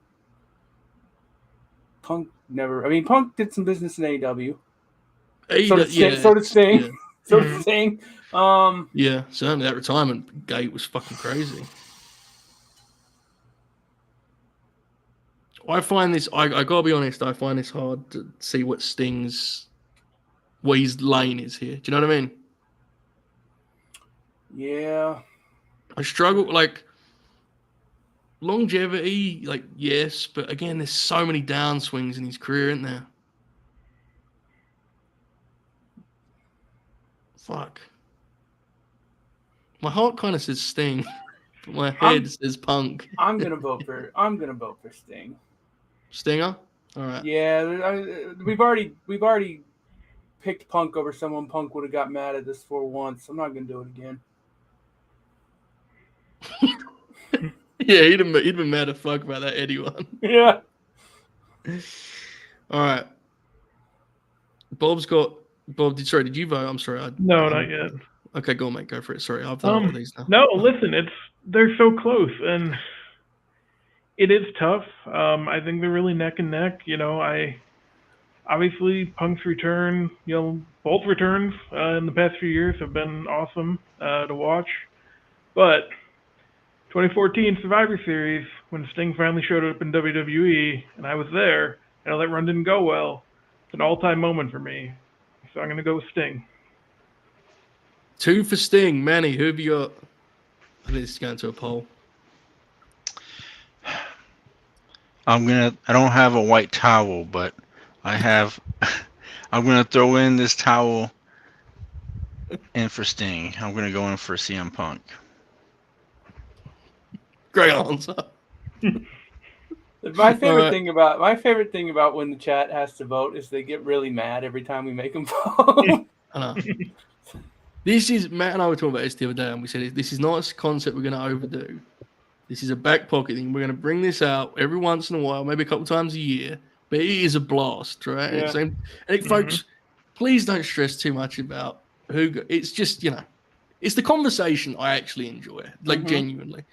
All right, I'm putting it in the chat because I'm taking Punk. Unfortunately, I love Sting. My heart kind of wants me a bit, but I just don't see the category that I'd lean on for him. So for that reason, Sting and Punk is now in the chat. You have 2 minutes and 15 seconds to vote on our first of 2 semifinals. It ain't getting any easier either, folks, because if you know what the next semifinal is, we've got some trouble ahead of us. We've got some turbulence ahead of us.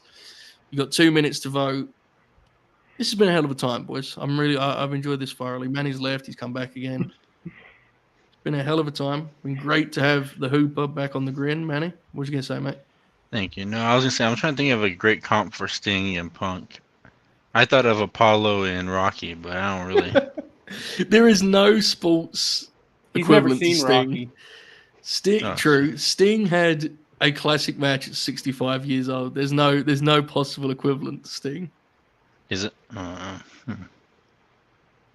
was gonna say Jordan because Jordan does beat some of the Hornets players and pick up basketball, but it's the Hornets. But Sting is definitely not Jordan, bro.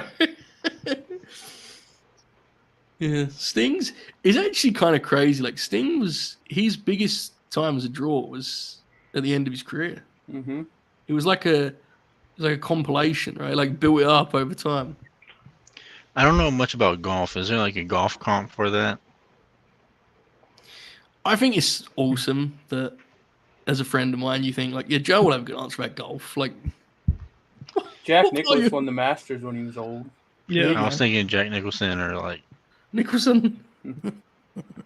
Phil Jackson. That's not a bad comp. He won the Oscar pretty old, right? When he did As Good as It Gets. They both played the Joker. Yeah. Sure. In fact, Sting pretty much did Jack's Joker, in fact, didn't he? Sting he did a hybrid where the paint was Heath, but this Joker he was doing was totally Jack. Dynamic, folks. Very dynamic. All right, we don't need to run this to the clock. This is done.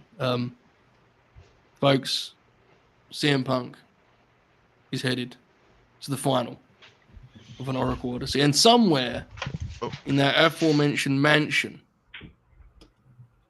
The Oracle of Wrestling is pumping his fist. He's thrilled, I'd imagine, by this.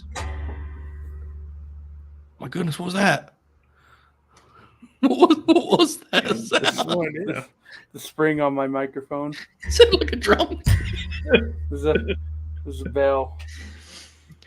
Okay. Here we go, folks. The second semi-final match. The American Dragon, Bryan Danielson, and Stone Cold Steve Austin. Perhaps the biggest star in wrestling history, opposite perhaps the greatest wrestler in wrestling history.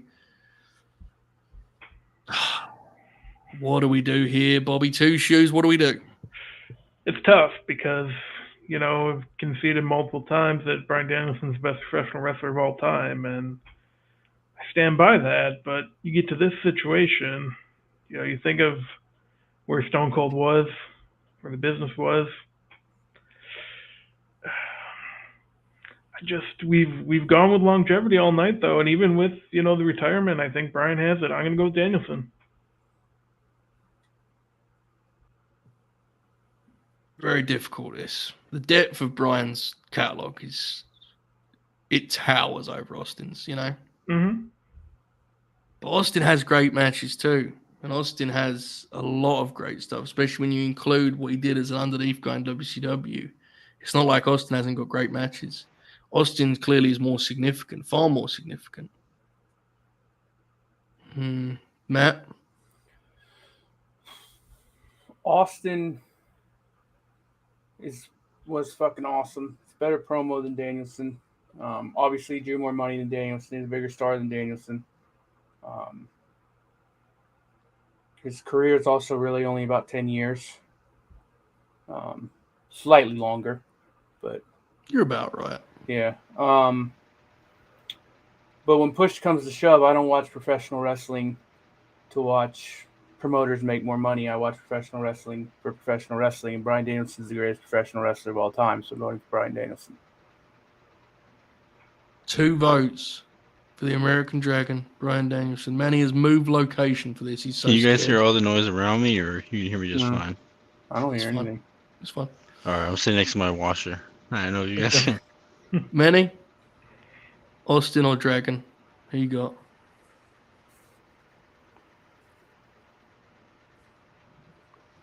I'm gonna go with the American Dragon. Whoa! We're about to right or wrong, folks. Whoa! I was taking Austin. Don't mean shit now. He's out here. Wow. Okay.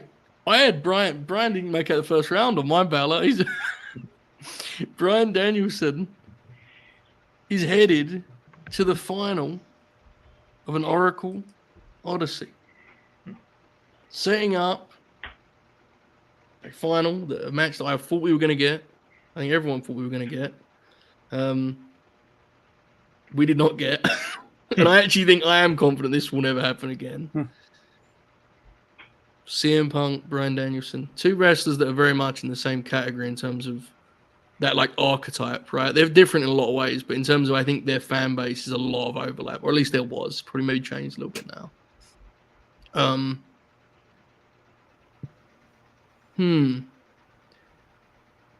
Bryan has got so much great stuff. I'm struggling to go against him here. Manny, what do you think? Bryan or Punk? I think Bryan dog walks this motherfucker, bro. I mean, I mean, what is he gonna do against? Punk's a promo merchant against Bryan Danielson. I mean, it is what it is. I mean, yeah, one way of putting it. Yeah, it feels like I think Punk's, as you said, a promo merch. I think Punk's a better promo. The problem for Punk in this matchup is what Dragon achieved at WrestleMania 30. Bigger than anything Punk's done in WWE. Yeah, I think that's huge. Like, because I think you can argue like Punk's WWE top guy run was like more sustained. It was like different, right? Like he had that long, but it wasn't like that, dude. No, it was not like that.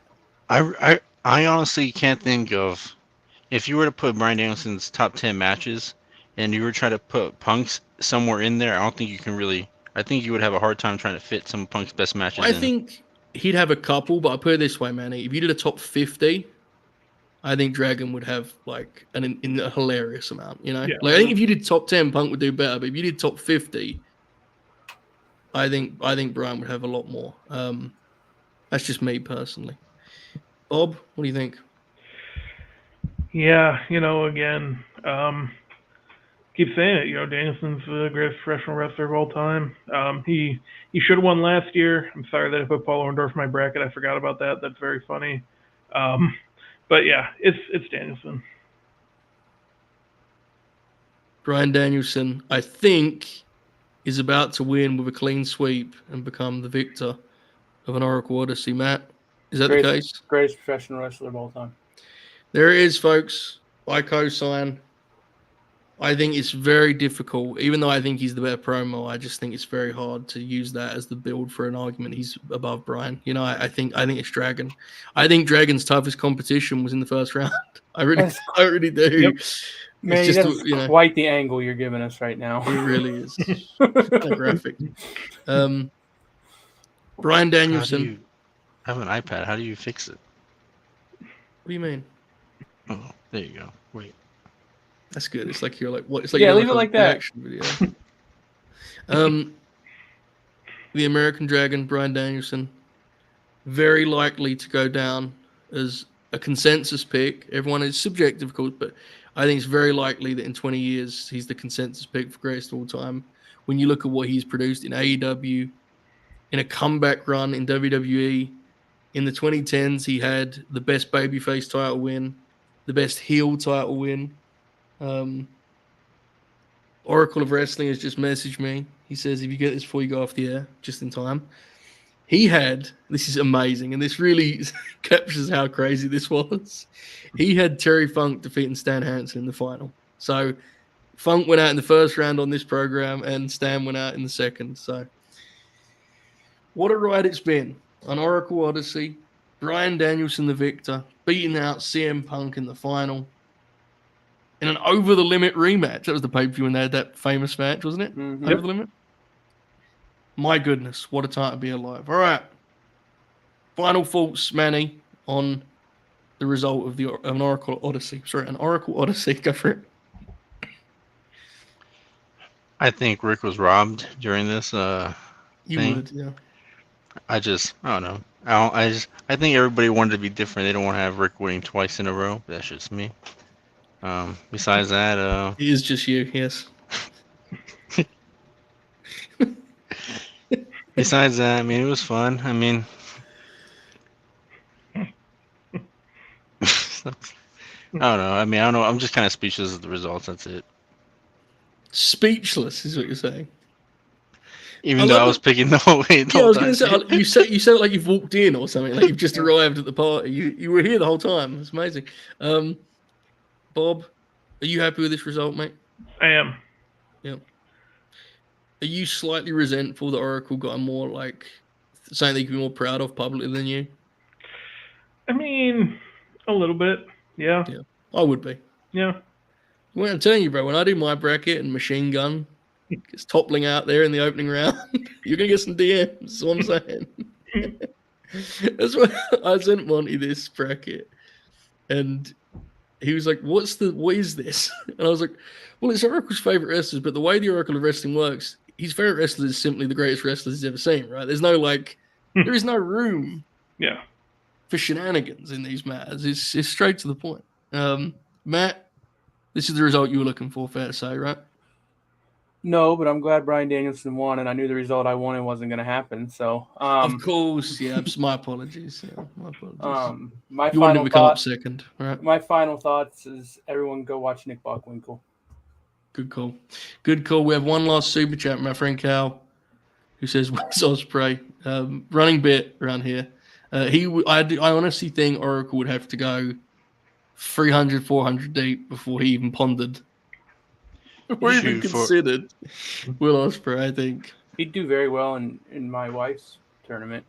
Yeah, he'd be the 1 seed, maybe. No, I think, he'd be the 1 seed, yeah. 1 seed? Holy shit. That's her favorite wrestler now. That's awesome. That's awesome. For the casual fan, brother. Yeah. I'm assuming Adrian doesn't classify. She doesn't deem herself to be a sicko, I assume, right? No, she definitely deems herself to be a casual fan. Good. The chat's asking where to watch Nick Bockwinkel. Go to YouTube and type in Nick Bockwinkel. It's EL, not LE. There's plenty of stuff you can watch. Most of it's promos, but that's fine. The Hennig. Man, he's scaring the shit out of me, dude. And again, go watch Bockwinkel and Race versus Brody and Hansen. Yes, and read the story about Nick Bockwinkel recommending that Bryan Danielson win the. Yes, which set off what happened here tonight. So in many ways, he won. Nick Bockwinkel is responsible. He won. Couldn't you say Shawn Michaels? Wait, no, Shawn Michaels wasn't even in the tournament. Of course not. Good call, man. Yeah. All right. There it is, folks. The Late Night Grin. 112. An Oracle Odyssey. We really hope you've enjoyed this. It's a very dumb thing we now do to steal a week when we don't want to do a blank slate show. What do we have coming up, you ask? Well, we have some big business to handle. This Sunday night, the Oracle of Wrestling returns.